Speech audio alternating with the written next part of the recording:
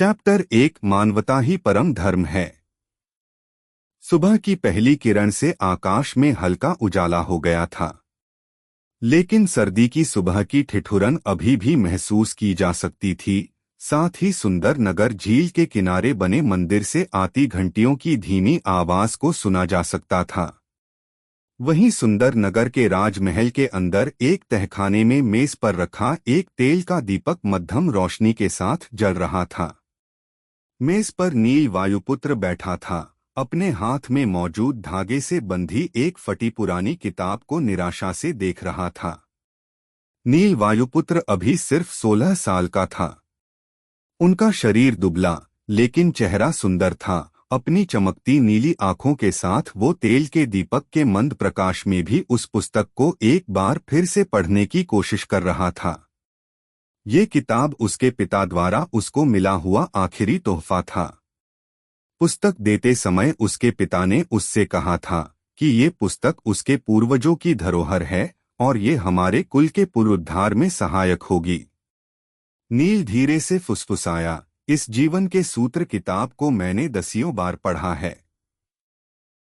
इसके अंदर के सूत्र काफी अच्छे हैं, लेकिन मैं 5 शब्दों मानवता ही परम धर्म है से सहमत नहीं हो सकता।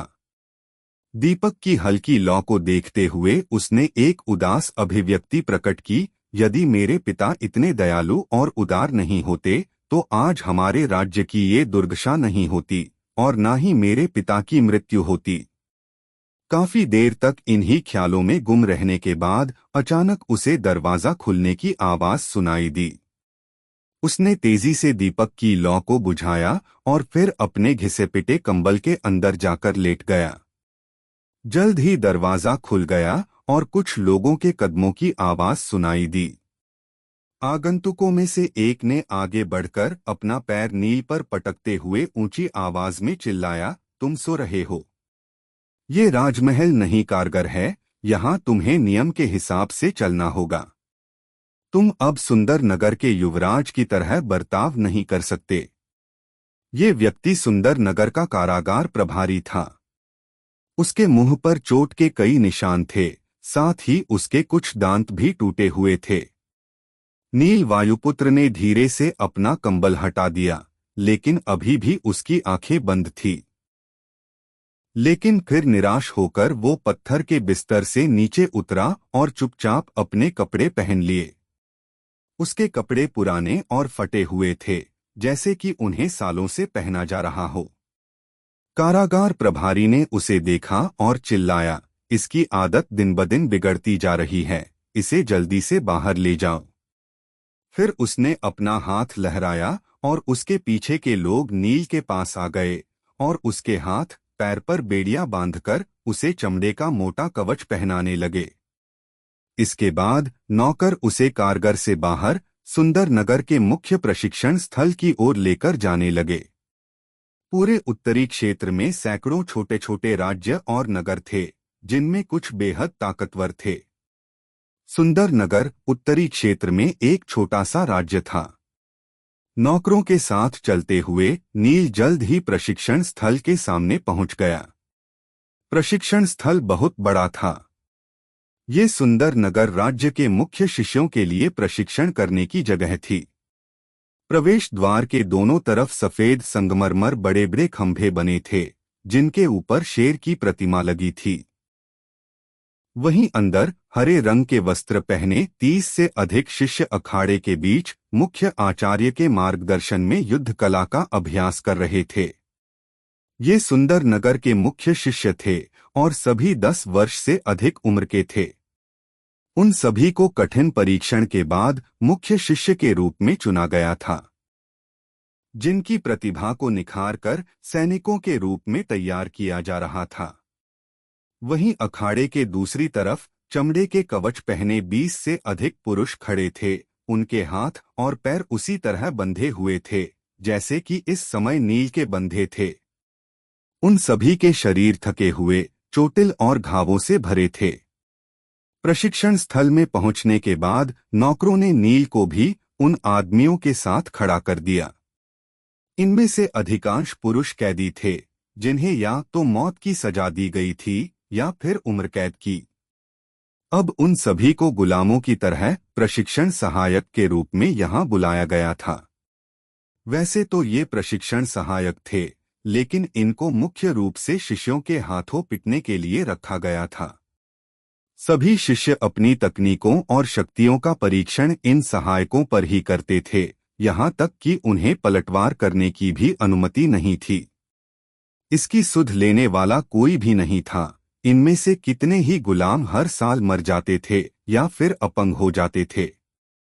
जहाँ तक नील की बात है, तो उसे मौत की सजा पाने वाला कोई कैदी नहीं था। वो सुंदर नगर साम्राज्य का पूर्व युवराज था। लेकिन 3 साल पहले एक बड़ी घटना घटी। नील के पिता को, जो उस समय सुंदर नगर के महाराज थे, उनके सौतेले भाइयों ने धोखे से जहर दे दिया, जिससे उनकी मृत्यु हो गई। नील के पिता वीरेंद्र वायुपुत्र पर सुंदर नगर को धोखा देने का आरोप लगाया गया था। उस समय के युवराज नील को भी अपने पिता की वजह से एक गद्दार घोषित कर दिया गया। इसलिए अब उसे एक गुलाम की तरह कैद कर दिया गया, जो अब बाकी गुलामों की तरह ही प्रशिक्षण सहायक की भूमिका निभा रहा था। वो पिछले 3 सालों से प्रशिक्षण सहायक बनकर लगातार मार खा रहा था। नील वायुपुत्र ने इन 3 वर्षों में इतने हमले और अपमान झेले थे कि जिन्हें गिना भी नहीं जा सकता था। आज का प्रशिक्षण यहीं समाप्त होता है। अब सभी लोग एक एक प्रशिक्षण सहायक चुन ले। वास्तविक मानव शरीर पर प्रहार करने से आप मानव शरीर की हड्डियों की संरचना और कमजोरियों से परिचित हो जाएंगे। मुख्य आचार्य के निर्देश के बाद बच्चों ने अपने अपने प्रशिक्षण सहायक चुन लिए। जल्द ही सभी गुलामों के दर्द में चिल्लाने की आवाज प्रशिक्षण स्थल में गूंजने लगी। उनमें से कई लोग नील के पास गए ताकि उसे भी पीट सके, क्योंकि पूर्व युवराज को पीटना उन सभी के लिए किसी उपलब्धि से कम नहीं था।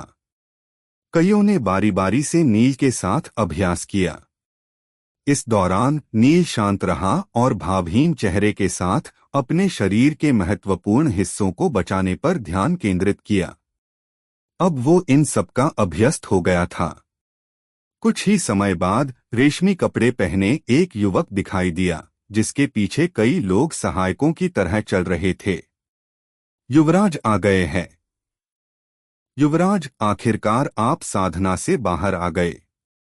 आप काफी ऊर्जावान और तरोताजा दिख रहे हैं। मुझे लगता है कि आपने काफी सुधार किया है।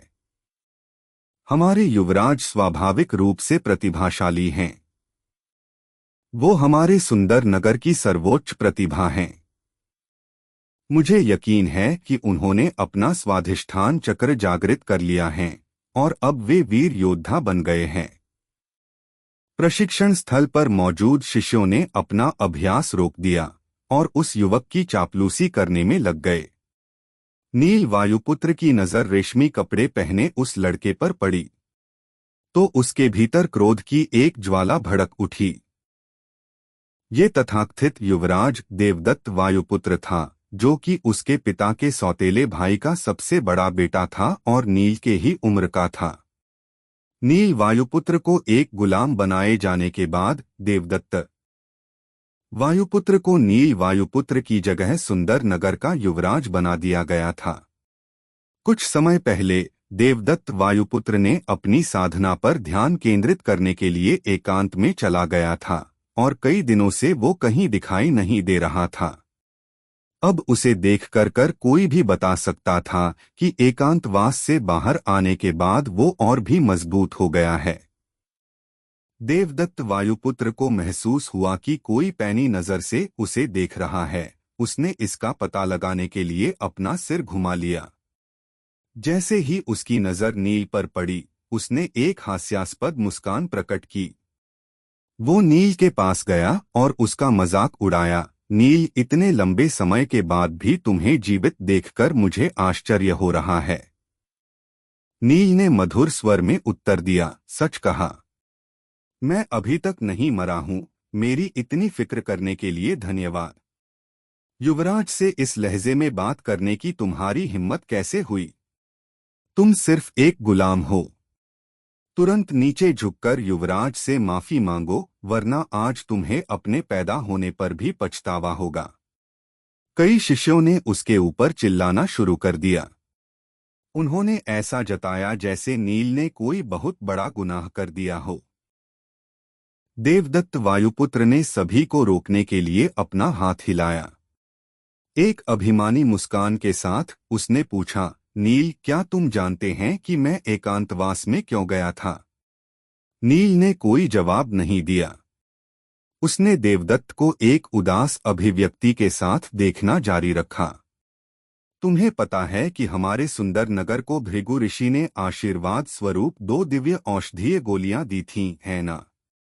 मैंने कुछ समय पहले उनमें से एक का सेवन किया था।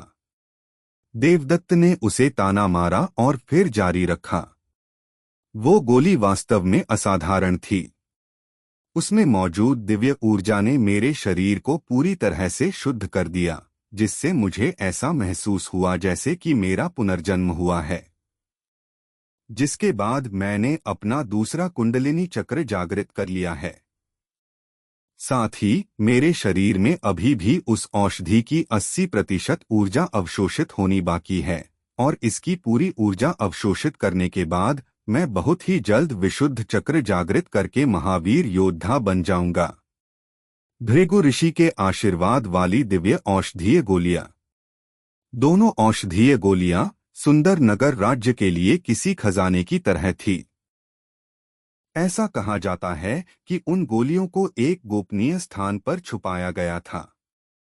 उनके पूर्वजों द्वारा निर्धारित नियमों के अनुसार राजपरिवार में 14 वर्ष की आयु से पहले स्वाधिष्ठान चक्र जागृत करने वाले सदस्य को ही ये गोलियां दी जाएंगी। सुंदर नगर में किसी ने भी अभी तक ये उपलब्धि हासिल नहीं की थी। इस प्रकार पिछले 1200 वर्षों में वो दिव्य औषधीय गोलियां किसी को भी नहीं दी गई थी।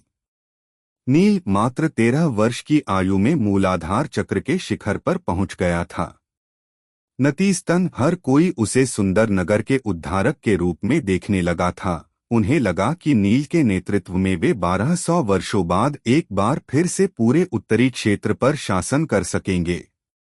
दुर्भाग्य से राज्य के भीतर एक षड्यंत्र के फलस्वरूप उसके पिता को उनके सौतेले भाइयों ने ही मार डाला, जबकि नील वायुपुत्र को एक गुलाम के रूप में जीवन बिताना पड़ रहा था और इन कठिन परिस्थितियों में उसकी साधना लगभग रुक सी गई थी। दूसरी ओर देवदत्त ने औसत दर्जे की प्रतिभा था। वो बड़ी मुश्किल से 16 वर्ष की आयु में अपना मूलाधार चक्र जागृत कर पाया था। वो इन दिव्य औषधीय गोलियों के बिल्कुल भी योग्य नहीं था, लेकिन इसके बावजूद वो इस मूर्ख को मिल गईं। जब पार्थ ने ये बात सुनी कि जो गोलियां उसकी होनी चाहिए थी वो इस कचरे को मिल गई है, तो वो गुस्से से कांपते हुए कहा, देव, तुम्हारी ऐसा करने की हिम्मत कैसे हुई? क्या तुम्हारे मन में हमारे पूर्वजों के लिए कोई सम्मान नहीं है? तुम्हारी मुझसे सवाल करने की औकात नहीं है। अब मैं स्वाधिष्ठान चक्र तक पहुंच गया हूं, और अब मैं किसी बलिष्ठ भैंसे को भी हरा सकता हूं, जबकि तुम बस एक मामूली गुलाम हो, और अगर मैं चाहूं तो तुम्हें आसानी से कुचल सकता हूं। लेकिन आज मैं साधना से बाहर आया हूं, इसलिए मैं अपनी शक्ति परीक्षण के लिए एक प्रशिक्षण सहायक चुनूंगा। नील के अपमान से देवदत्त जरा भी परेशान नहीं था। उसने नील के साथ अपनी बातचीत वहीं रोक दी और लापरवाही से इशारा किया और कहा, मैं चुनता हूं तुम्हें। आश्चर्यजनक रूप से देवदत्त ने नील को नहीं चुना। इसके बजाय उसने एक अधेड़ उम्र के व्यक्ति को चुना। देवदत्त को अपनी ओर इशारा करते देख वो आदमी तुरंत कांपने लगा। हालांकि उसने एक मोटा चमड़े का कवच पहना हुआ था जो हमले की शक्ति को काफी हद तक कम कर देता था, लेकिन स्वाधिष्ठान चक्र पर पहुंच चुके देवदत्त का सामना करने में सोचकर ही डर के मारे कांपने से खुद को रोक नहीं सका। देवदत्त ने एक गहरी सांस ली और अपनी मुट्ठी भींच ली। वो नंदी सहस्त्र मुष्टिका की, जो कि सुंदर नगर की गुप्त तकनीक थी, वास्तविक शक्ति आजमाना चाहता था। उसके पूरे शरीर पर एक हल्की नीली रोशनी प्रसारित हो गई। युवराज, कृपया मुझे बख्श दें। प्रशिक्षण सहायक की आंखों में निराशा छा गई जब उसने देवदत्त की भयानक आभा को देखा। वो जानता था कि इस मुक्के से उसकी मौत हो जाएगी। वो अपने घुटनों पर बैठकर रहम की भीख मांगने लगा। बूम! लेकिन देवदत्त ने प्रशिक्षण सहायक की दलीलों पर कोई ध्यान दिया और अपना मुक्का सीधे आदमी के सीने पर चला दिया। एक जोर की आवाज के बाद उसका कवच फटकर टुकड़े टुकड़े हो गया। उसके सीने की सारी हड्डियां टूट गई थी। उस मुक्के से प्रशिक्षण सहायक उड़ते हुए सामने के दीवार से टकरा गया और निढाल होकर जमीन पर गिर पड़ा। इस तरह उसने एक ही मुक्के में प्रशिक्षण सहायक को मार डाला। युवराज, आप तो बहुत ज्यादा शक्तिशाली हो गए हैं। पूरे सुंदर नगर में कोई भी आपका सामना करने के काबिल नहीं है। मुझे तो लगता है कि आसपास के 10 राज्यों में भी कोई युवराज के बराबर नहीं होगा। सभी लोगों ने उसके तलवे चाटने का एक और दौर शुरू कर दिया। देवदत्त अपने मुक्के के परिणाम से संतुष्ट था। फिर उसने दुर्भावना से नील की ओर देखा। नील ने अवचेतन रूप से एक कदम पीछे हो गया। हालांकि वो अधेड़ उम्र के व्यक्ति की तुलना में बहुत मजबूत था, लेकिन देवदत्त के मुक्के की शक्ति वास्तव में काफी ज्यादा थी। देवदत्त ने हंसते हुए नील के कंधे को थपथपाया। निश्चिंत रहो, मैं तुम्हें इतनी जल्दी नहीं मारूंगा। मैं तुम्हें दिखाना चाहता हूं कि तुम जैसे कचरे की तुलना में मैं कितना ताकतवर हूं। जब वो वापस जा रहा था तो उसे अचानक कुछ याद आया। वो घूमा और बोला, ओह, और एक बात। मैंने सुना है कि मेरी प्रतिभाशाली चचेरी बहन को सप्तसिंधु आश्रम में परेशानी हो रही है। उसे काली पहाड़ी पर कैद कर दिया गया है।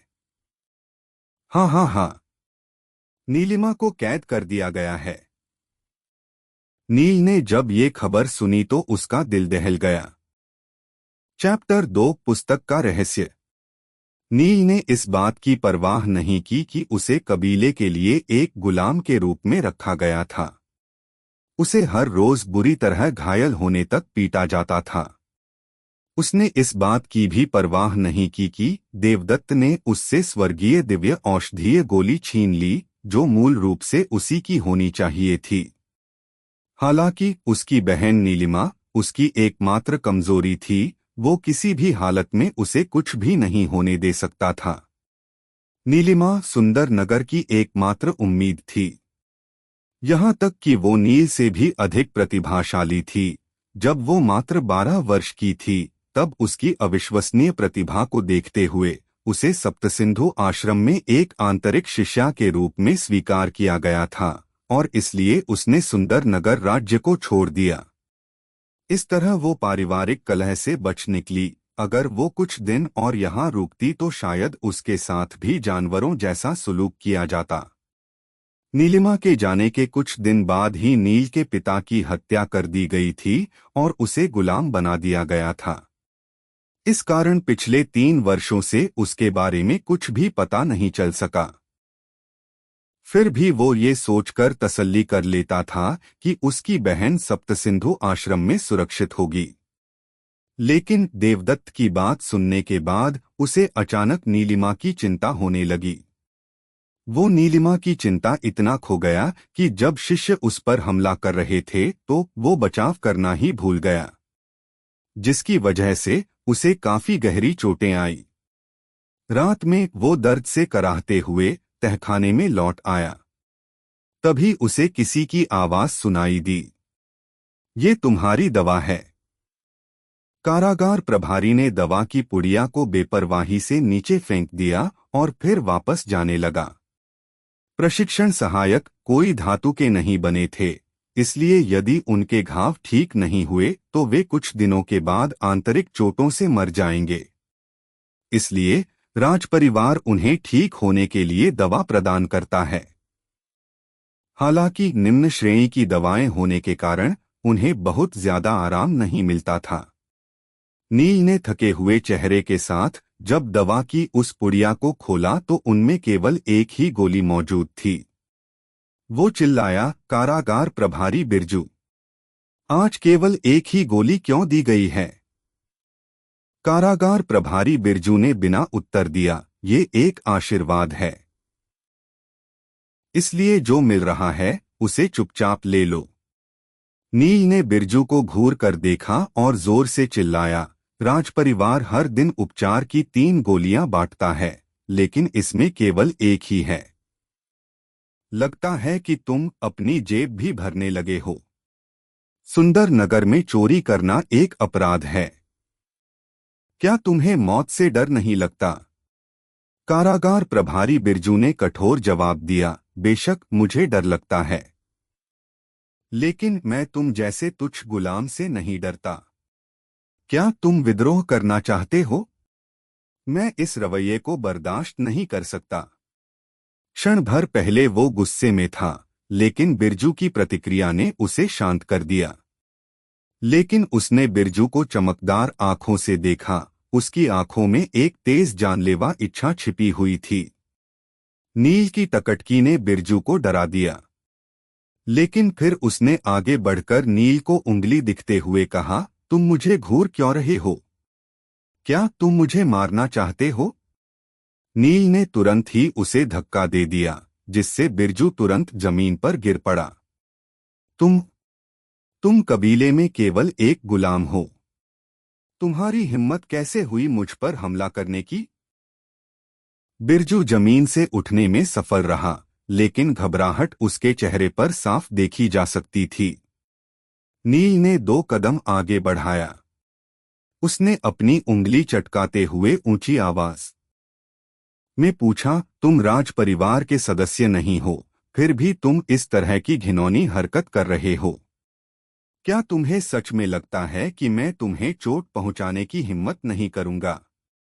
बिरजू अब उसकी प्रतिक्रिया देखकर वहां रुकने की हिम्मत नहीं कर सकता था, इसलिए वो तहखाने से भाग गया और लोहे के दरवाजे को बंद कर दिया। नील वायुपुत्र ने उपहास किया, कमीने, इस तरह की नीच हरकतें ही कर सकते हैं। इसके बाद उन्होंने सिर हिलाया। वो चुपचाप बैठ गया और दिया जलाकर किताब को निकाल लिया। उसने पढ़ने किताब के पन्ने पलटे, लेकिन अपनी बहन नीलिमा की चिंता के कारण वो किताब पर ध्यान केंद्रित करने में असमर्थ महसूस कर रहा था। मैं सुंदर नगर की इस काल कोठरी में और नहीं रुक सकता। पर समस्या ये है कि मैंने अभी तक केवल मूलाधार चक्र ही जागृत किया है। इस शक्ति के साथ सप्तसिंधु आश्रम को भूल जाओ, मैं इस सुंदर नगर से भी बाहर नहीं जा सकता। नील उस छोटे से तहखाने में इधर से उधर चक्कर लगा रहा था। वो जल्द से जल्द इस दलदल से बाहर निकलना चाहता था, लेकिन वो यहां से बाहर निकलने का रास्ता नहीं खोज सका। मैं कमजोर हूं। मैं अभी भी बहुत कमजोर हूं, वरना मैं इस छोटे से तहखाने में नहीं फंसा होता। मुद्दा ये है कि मैं एक गुलाम हूं। इसका मतलब है कि मुझे हर दिन प्रशिक्षण सहायक बनना पड़ता है, और इस तरह से मुझे साधना करने का समय ही नहीं मिलता। अगर ऐसा ही चलता रहा तो देरसबेर मुझे पीट पीट कर मार दिया जाएगा। जितना वो इस बारे में सोचता, उतना ही चिंतित होता जाता। उसने मेज पर अपनी दृष्टि डाली। पुरानी और जीर्णशीर्ण जीवन के सूत्र की पुस्तक अभी भी वहीं पड़ी थी। इस फटी पुरानी किताब में सूत्रों का एक पूरा गुच्छा है, लेकिन ये मेरे लिए किसी काम का नहीं है। इसे पढ़ने से मुझे क्या फायदा है? इस पुस्तक को देखकर उसे कुछ पुराने किस्से याद आ गए। सुंदर नगर हमेशा से इतना कमजोर नहीं था। लगभग 1200 साल पहले संपूर्ण उत्तरी क्षेत्र पर सुंदर नगर का ही शासन था, लेकिन फिर अचानक राक्षसों की एक बड़ी फौज ने सुंदर नगर पर हमला कर दिया। वो लड़ाई इतनी भयानक थी कि पूरी धरती लाशों से ढक गई थी। राक्षसों ने सभी ताकतवर योद्धाओं को बेरहमी से मार दिया, यहाँ तक कि कई प्रतिभाशाली युवाओं को उन्होंने जिंदा ही निगल लिया। वो मंजर इतना भयानक था कि उसके बारे में सोचकर ही किसी की रूह कांप जाए। लेकिन तभी कहीं से एक दिव्य प्रकट हुए जिनका नाम भृगु ऋषि था, और उन्होंने सभी राक्षसों को अपनी पवित्र श्वेत अग्नि से जलाकर भस्म कर दिया।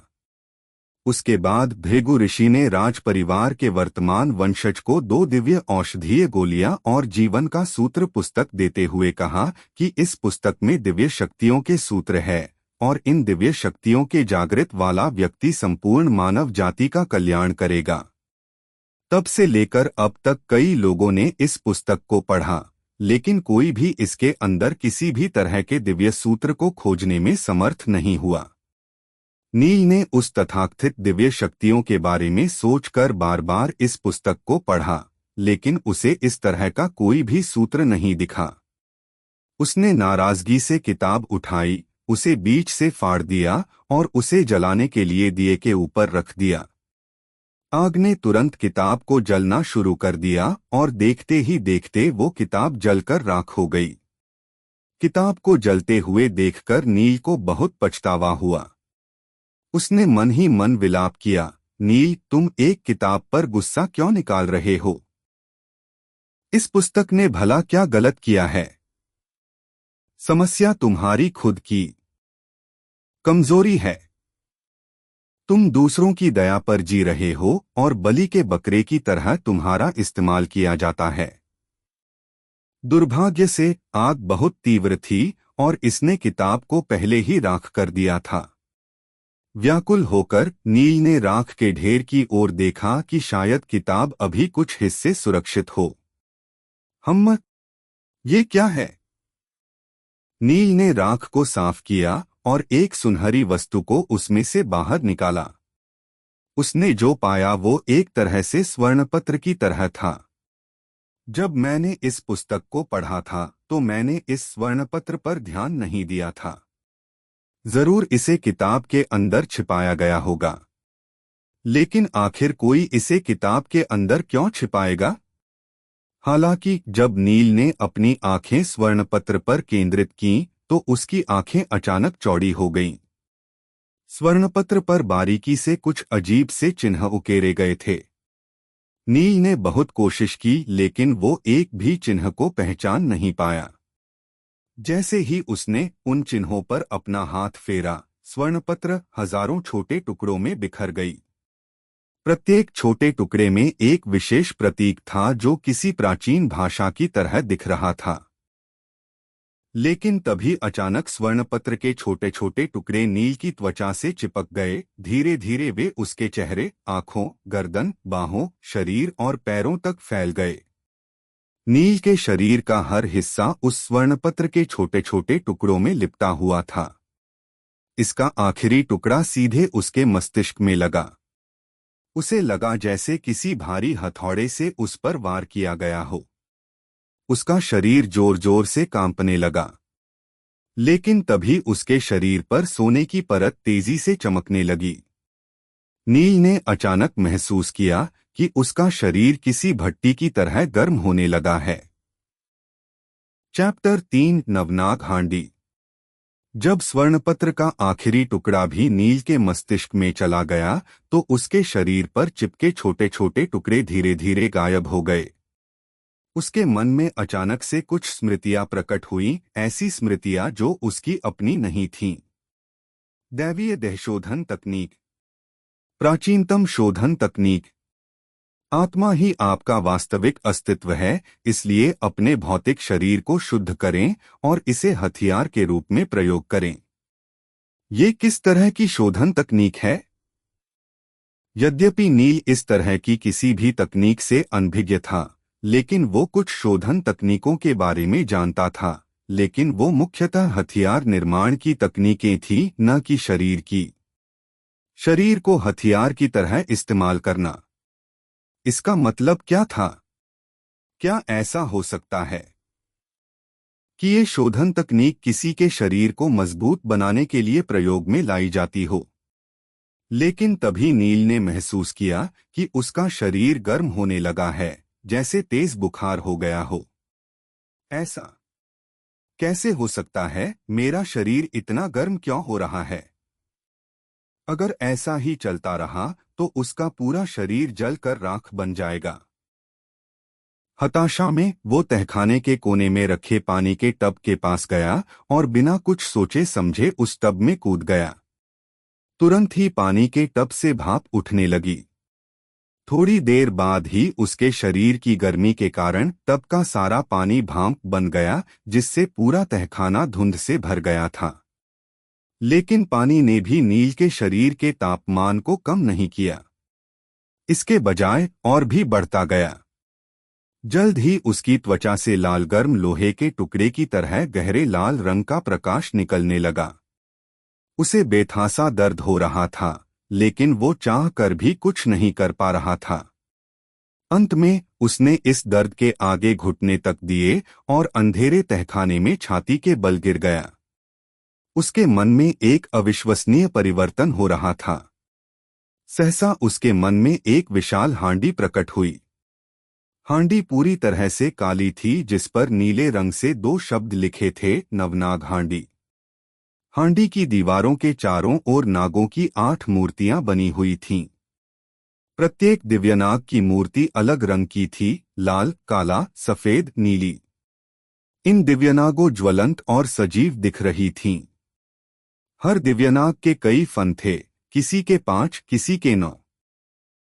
सभी 8 दिव्यनागों की आंखें बंद थीं और उनकी पूंछ नीचे की तरफ जा रही थी। जहां पर 9वां नीले रंग का दिव्यनाग लेटा हुआ था, उसके 7 फन थे, लेकिन बाकियों से अलग उसकी आंखें खुली हुई थीं और ये सजीव नजर आ रही थी।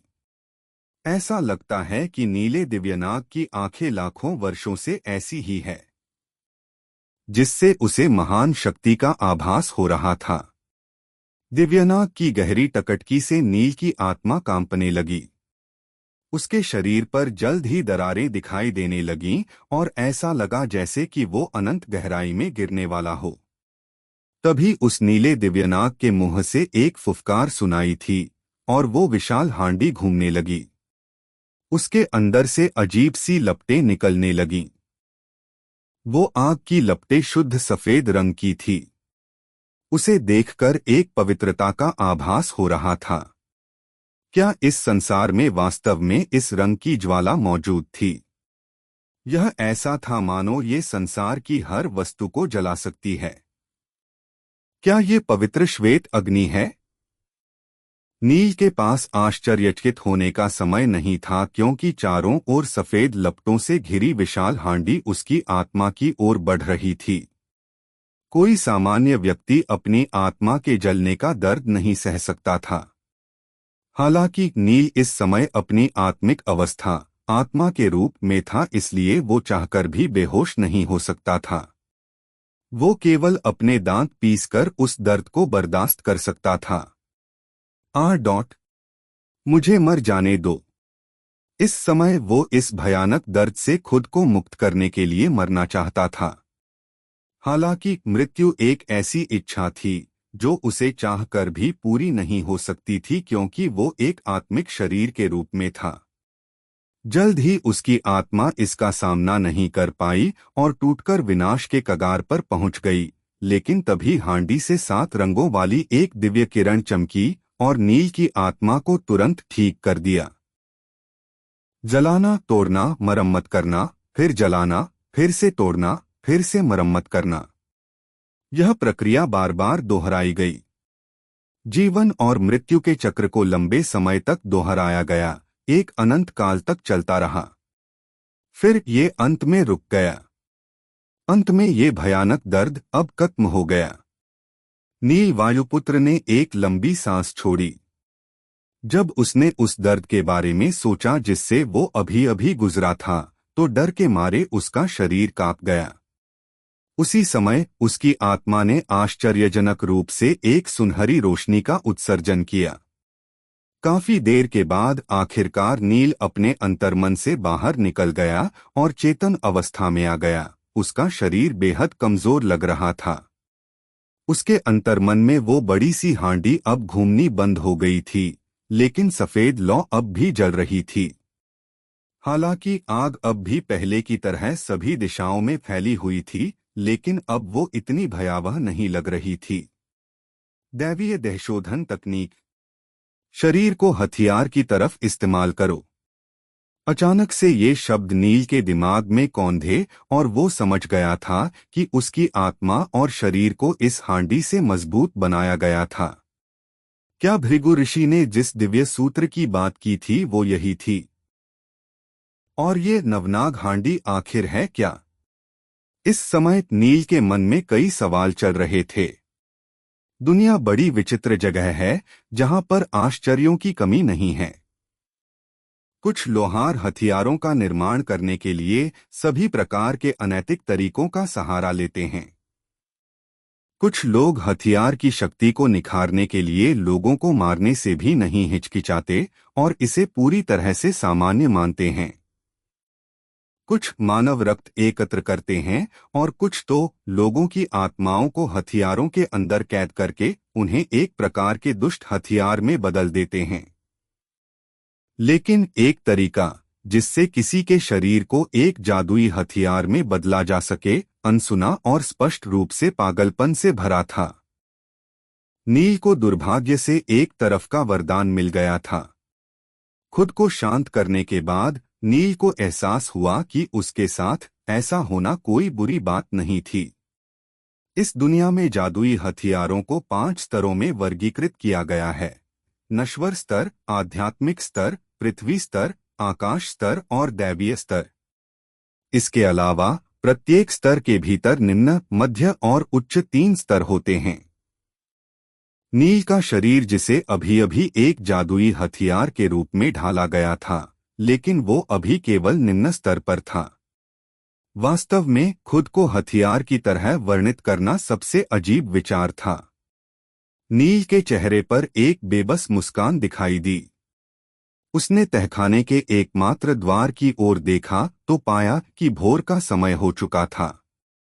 जरा सोचिए, अजीब बात थी कि नींद न आने के बाद भी उसे जरा भी थकान महसूस नहीं हो रही थी। इसके बजाय वो जोश से भरा था। अब उसे वो हलचल महसूस नहीं हो रही थी जो उसने पिछली रात महसूस की थी। भृगु ऋषि ने किताब में सूत्रों को इस तरह से छुपा रखा था कि कोई भी उसे प्राप्त नहीं कर सकता था। शायद उसकी किस्मत अच्छी थी कि वो उन सूत्रों तक पहुंचने में कामयाब हो पाया। उसने जमीन पर पुस्तक के जले हुए टुकड़ों की तरफ देखा और एक आह भरी। तभी तहखाने के प्रवेश द्वार से ताला खुलने की आवाज आई। चैप्टर 4। क्या ये पागल हो गया है? कारागार प्रभारी बिरजू कल फटकार लगने के बाद कहीं नजर नहीं आया। कई अन्य लोग नील को जगाने और उस पर चमड़े का कवच डालने के बाद प्रशिक्षण स्थल में लाए। सुंदर नगर के शिष्य हमेशा की तरह प्रशिक्षण स्थल में सख्त प्रशिक्षण से गुजर रहे थे। वे अपने हाथों से पूरी ताकत से दीवार के पास पत्थर मूर्तियों को पीट रहे थे। हर बार जब वे पत्थर की मूर्ति पर प्रहार करते थे तो एक विस्फोट की आवाज आती थी और पत्थर के कुछ टुकड़े हवा में बिखर जाते थे। वही अखाड़े के दूसरी तरफ खड़े प्रशिक्षण सहायक इस घटना को देखकर कड़वाहट महसूस कर रहे थे, जैसे कि उनके माता पिता मर गए हों। यह वास्तव में एक ऐसा जीवन जीना था जहां आप हर रोज पीटे जाएंगे, भला किस अर्थ का है? अक्सर ऐसा होता था कि जब वे बिस्तर पर लेटते तो घावों से ढके शरीर के साथ वे पूरी रात बिस्तर पर करवट बदलते रहते थे, लेकिन फिर भी उन्हें नींद नहीं आती थी। दुर्भाग्य से उनके पास स्वतंत्रता नहीं थी, इसलिए उनके पास मार सहने के अलावा और कोई चारा नहीं था। तभी प्रमुख आचार्य ने ऊंचे और सुरीले स्वर में चिल्लाया, सावधान प्रशिक्षण सहायक। सभी प्रशिक्षण सहायक अपने शरीर को सीधा रखते हुए एक व्यवस्थित पंक्ति में खड़े हो गए। प्रशिक्षण सहायक अच्छी तरह से जानते थे कि मुख्य आचार्य का स्वभाव कैसा था। एक लापरवाह या छोटी सी गलती करने का मतलब था कोड़े खाना। इसके अलावा मुख्य आचार्य का चाबुक कोई साधारण चाबुक नहीं था। उससे चोट लगने के बाद शरीर से त्वचा का वो हिस्सा बाहर निकल जाता था। सभी शिष्यों ने अपना प्रशिक्षण सहायक चुना। नील को भी एक शक्तिशाली शिष्य द्वारा चुना गया था। इस शिष्य का नाम धीरज था। अन्य वंशज जिन्होंने धीरज को नील वायुपुत्र को चुनते हुए देखा, उन पर दया आ गई। वैसे तो धीरज की प्रतिभा औसत थी और वो अभी तक कोई कुंडलिनी चक्र भी जागृत नहीं कर पाया था, लेकिन वो जबरदस्त शारीरिक शक्ति के साथ पैदा हुआ था। उसकी शक्ति मूलधार चक्र जागृत कर चुके योद्धा के बराबर थी। वो बहुत ही आक्रामक चरित्र का और थोड़ा हिंसक भी था। कई प्रशिक्षण सहायक को तो उसने पीट पीट कर अपंग बना दिया था। धीरज ने अपने को हवा में मारकर अपने शरीर को गर्म किया। उसने जब नील को देखा तो वो उत्साह भर गया। इन प्रशिक्षण सहायक को पीटने से उन्हें न केवल अपने शरीर को प्रशिक्षित करने में मदद मिलती थी, बल्कि अपना गुस्सा निकालने का मौका भी मिल जाता था। इसलिए धीरज बेहद उत्साहित था। इससे भी बेहतर यह था कि आज उसका प्रशिक्षण सहायक सुंदर नगर का पूर्व युवराज था। जब ये पूर्व युवराज उससे रहम की भीख मांगेगा तो इसकी कल्पना ही उसे आनंदित करने के लिए पर्याप्त थी। धीरज को सामने देखकर नील की भौहें तन गईं। धीरज शारीरिक रूप से काफी मजबूत था। पिछली बार जब उसने नील को पीटा था तो उसे एक आंतरिक चोट लग गई थी, जिसे ठीक होने में आधा महीना लग गया था। हालांकि 3 सालों तक मौत की कगार पर रहने के बाद नील ने शांत रहना सीख लिया था। उसने जल्दी से खुद को शांत किया और अपने चमड़े के कवच की अच्छे से जांच की। तभी धीरज उस पर झपट पड़ा। धीरज जिस युद्ध कला तकनीक का प्रशिक्षण लेता है वो बहुत शक्तिशाली थी, जिसे ऋषभ मुष्टिका कहा जाता है।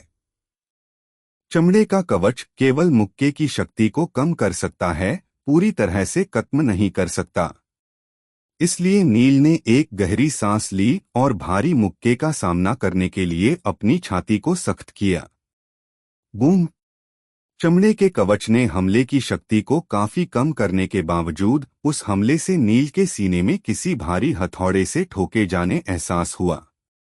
नील ने तेजी से सांस लेना शुरू कर दिया, जिससे नुकसान को कम किया जा सके।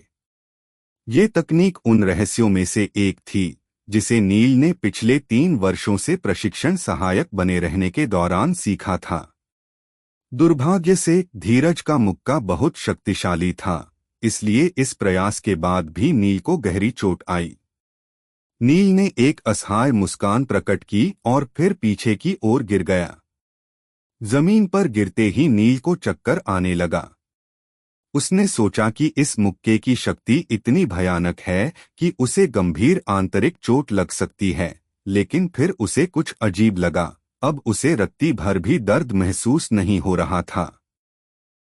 दर्द महसूस करने के बजाय उसने अपने सीने में एक अनोखी गर्म धारा को भी महसूस किया। जैसे ही गर्म धारा की ऊर्जा फैली, उसके शरीर ने तुरंत प्रतिक्रिया दी। उसने महसूस किया जैसे उसका शरीर एक भूखा भेड़िया था जो तेजी से गर्म धारा को निगल रहा था। गर्म धारा फिर उसके अंगों में फैल गई, जिससे उसका पूरा शरीर गर्म हो गया। उसे कोई दर्द महसूस नहीं हो रहा था। इसके विपरीत उसे एक अत्यंत सुखदायक अनुभूति हुई। क्या चल रहा है? नील अवाक रह गया। क्या ये गर्म धाराएं मेरे शरीर को साफ कर रही हैं? हालांकि नील वायुपुत्र को एक गुलाम बना दिया गया था, लेकिन वो कभी सुंदर नगर का युवराज था, इसलिए उसके पास इस बदलाव को समझने के लिए पर्याप्त ज्ञान था। ऐसी दवा मिलना दुर्लभ है जो किसी के शरीर को शुद्ध कर सके। सुंदर नगर की दिव्य स्वर्गीय गोली जैसी अद्भुत औषधि ही व्यक्ति के शरीर को साफ कर सकती है, लेकिन दिव्य स्वर्गीय गोली जैसे दवा बेहद दुर्लभ और कीमती थी। उसके शरीर को साफ करने वाली गर्म धारा बिना किसी कारण के प्रकट हुई। नील वायुपुत्र कुछ देर तक जमीन पर पड़े पड़े ही इस पर विचार करता रहा। लेकिन जल्द ही उसे कल रात की घटना याद आ गई। अपने शरीर को हथियार की तरह प्रयोग करो। उसे याद आया कि किस तरह लोहार हथियार को पीट पीट कर मजबूत और संतुलित बनाता है, जैसे कल उसे बार बार पवित्र श्वेत अग्नि में तपाकर मजबूत बनाया गया था। क्या शरीर को हथियार बनाने का मतलब पिटाई करना हो सकता है? उसने भी महसूस किया कि अब उसका शरीर नश्वर स्तर के हथियार जैसा ही था। शीर्ष श्रेणी के हथियार को पूरी तरह से संतुलित होना चाहिए। क्या ये विचार सही नहीं है? इस तरह से पीटे जाने पर और भी गर्म धारा बनेगी जो मेरे शरीर को शुद्ध करने में मदद करेगी। इस तरह से पिटना तो दिव्य स्वर्गीय गोली खाने के बराबर है। नील का दिल उत्साह से कांपने लगा। अपने विचार का परीक्षण करने के लिए नील वापस उठ गया। इस बार भी उसे कोई चोट नहीं लगी, इसलिए वो फिर से धीरज के मुक्के खाने लगा, लेकिन साथ ही उसने ऐसा अभिनय किया जैसे उसे बहुत ज्यादा दर्द हो रहा हो। नील बार बार चोट के कारण गिरता और फिर जल्दी से खड़ा होने की कोशिश करने लगता। धीरज ने अपने चेहरे पर एक अजीब सा भाव प्रकट किया जब उसने नील को बार बार उठते देखा। उसने तो सोचा था कि इतनी मार खाकर नील अपंग हो जाएगा, लेकिन नील मार खाने के बाद खड़े होने में कामयाब हो जाता था। इससे धीरज को बड़ी शर्मिंदगी महसूस हुई। तुम मार खाने में बहुत अच्छे हो, लेकिन अब मेरा अगला मुक्का खाकर दिखाओ। ऐसा कहते ही धीरज ने सीधे नील को एक और मुक्का मारा। उस मुक्के की शक्ति से नील फिर से उड़ गया और 2 मीटर दूर जमीन पर लुढ़क गया, जैसे कि वो रेत का बोरा हो। फिर भी वो बहुत अच्छा महसूस कर रहा था। पिछली बार जब उसे मुक्का मारा गया था, तब एक गर्म धारा उसके शरीर में फैल गई थी। वो इस बार फिर से दिखाई दी। एक गर्म धारा छोटे सांप की तरह उसके अंगों में घुस गया और फिर उसके मूलाधार चक्र से होते हुए उसके अंगों को साफ और मजबूत करने लगी। ये अद्भुत एहसास है। नील ने महसूस किया जैसे वो गर्म गुनगुने पानी से स्नान कर रहा था। उसके पूरे शरीर में एक सुखदायक ऊर्जा महसूस हो रही थी।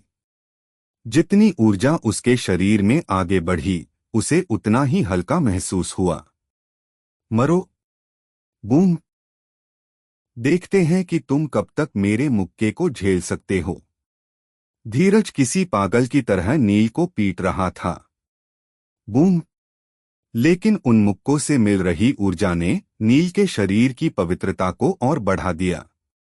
धीरज मूल रूप से नील के लिए कड़ी मेहनत करने वाला एक लोहार था, जो नील को गुस्सा दिलाने के लिए अपने मुक्के का उपयोग कर रहा था।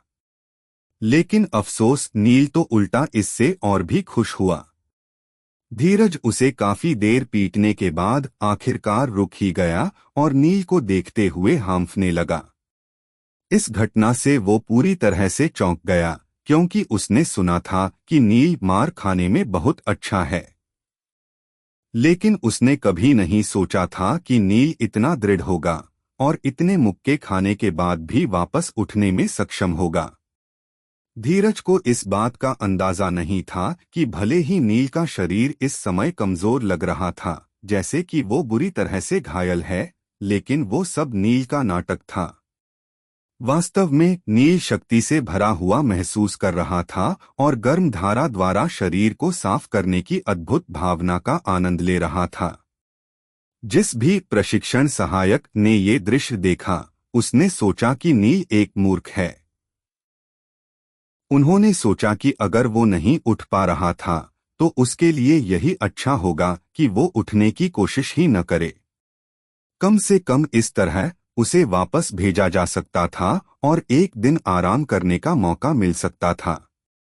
इस तरह से मार खाने के लिए बार बार उठना मूर्खता से ज्यादा कुछ नहीं था। उन्होंने सोचा, इतने समय तक प्रशिक्षण सहायक रहने के बाद क्या उसे मार खाने की लत लग गई है। आखिरी बार गिरने के बाद नील नहीं उठा। वास्तव में वो रुकना नहीं चाहता था, क्योंकि इस पिटाई से उसके शरीर के अशुद्धियों की सफाई हो रही थी। लेकिन अगर वो इस तरह से बार बार उठता रहेगा तो बाकी लोग उस पर शक कर सकते हैं। ऐसे में उसने फैसला किया कि अगली पिटाई के लिए वो कल तक इंतजार करेगा। धीरज ने देखा कि नील अब उठने में कामयाब नहीं हो पा रहा है, तो उसने राहत की सांस ली। यदि वो फिर से उठ जाता तो धीरज को बड़ी शर्मिंदगी उठानी पड़ती। शाम के वक्त नील लंगड़ाते हुए वापस तहखाने में चला गया। लेकिन जब सुंदर नगर के नौकरों ने तहखाने का दरवाजा बंद कर दिया तो वो मुस्कुराया और तुरंत अपनी सामान्य अवस्था में आ गया। तभी नील को कुछ याद आया जिससे वो हैरान रह गया। ऐसा कैसे हो सकता है? चैप्टर 5 चोर चोर मौसेरे भाई। सबसे हैरान करने वाली बात ये थी कि कारागार प्रभारी बिरजू आज भी दिखाई नहीं दिया। लगता है बिरजू कल की डांट के बाद अब मुझसे डरने लगा है। नील ने अपना सिर हिला दिया। वो अच्छी तरह जानता था कि बिरजू जैसे बदमाश कैसे होते हैं। वो इस बात को इतनी आसानी से भूलने वाला नहीं है। नील समझ गया कि बिरजू उसे नुकसान पहुंचाने के लिए जरूर कोई योजना बना रहा होगा। उसे छोड़ो, मुझे बस उसके जैसे बदमाशों से सावधान रहने की जरूरत है। उसने तीनों गोलियां एक तरफ फेंक दीं। उसे अब इन सस्ती चीजों की कोई जरूरत नहीं थी, बल्कि अब तो उसके शरीर की स्थिति अब पहले से कहीं बेहतर हो गई थी। वो आज सारा दिन पिटता रहा, इस कारण उसका शरीर गंदा हो गया था। उसने जल्दी से अपने कपड़े उतारे और फिर पानी के कुंड से एक जग पानी निकाला और उसे अपने ऊपर उंडेल दिया। साफ पानी उसके सिर से नीचे जाने लगा, लेकिन वो जमीन तक पहुंचने से पहले ही कीचड़ की तरह गंदा हो गया। उस गंदे पानी में कुछ सफेद अशुद्धियां थीं। लगता है गर्म धारा मेरे शरीर की अशुद्धियों को बाहर निकालने में काफी मददगार साबित होगी। जैसा कि सभी जानते हैं कि किसी भी साधक के लिए शरीर को मजबूत बनाना कितना आवश्यक है, इसके बाद ही वातावरण में मौजूद आध्यात्मिक ऊर्जा को अवशोषित कर पाने में कामयाब हो सकता है। लेकिन शरीर को शुद्ध करने की एक शोधन प्रक्रिया होती है। आप पहले अपनी त्वचा को शुद्ध करते हैं, फिर मांस को, फिर हड्डियों और अंदरूनी अंगों को और आखिर में अपनी अस्थिमज्जा को। जैसे कि मूलाधार चक्र से किसी के मांस की अशुद्धियों को बाहर निकालकर उसे मजबूत बनाया जाता है, फिर स्वाधिष्ठान चक्र से हड्डियों की अशुद्धियों को बाहर निकाला जाता है। एक बार जब आप अपने शरीर के भीतर की सभी अशुद्धियों को निकाल देते हैं तो आपका सामान्य शरीर कहीं अधिक मजबूत और उन्नत बन जाता है। नील और अन्य के बीच मुख्य अंतर ये है कि दूसरों को अपने शरीर की अशुद्धियों को बाहर निकालने के लिए कड़े अभ्यास और साधना की आवश्यकता होती है। ये प्रक्रिया बहुत धीमी है और इसमें बहुत ज्यादा समय लगता है। दूसरी ओर नील को अपने शरीर के भीतर की अशुद्धियों को बाहर निकालने के लिए बस जमकर पीटने की जरूरत है। साथ ही उसके शरीर से अशुद्धियां कई गुना तेजी से बाहर निकल सकती है। नील पहले से ही मूलाधार के शिखर पर पहुंच गया था, लेकिन वो पिछले 3 वर्षों से पर्याप्त अभ्यास और साधना न कर पाने के कारण आगे नहीं बढ़ पा रहा था। लेकिन आज की पिटाई के बाद उसे लगा जैसे उसके शरीर काफी बदलाव आ गया हो। उसका मांस अब अतुलनीय रूप से शुद्ध हो गया था और उसने फर्श पर फैली काली अशुद्धियों में हल्की सफेद अशुद्धियों को देखा।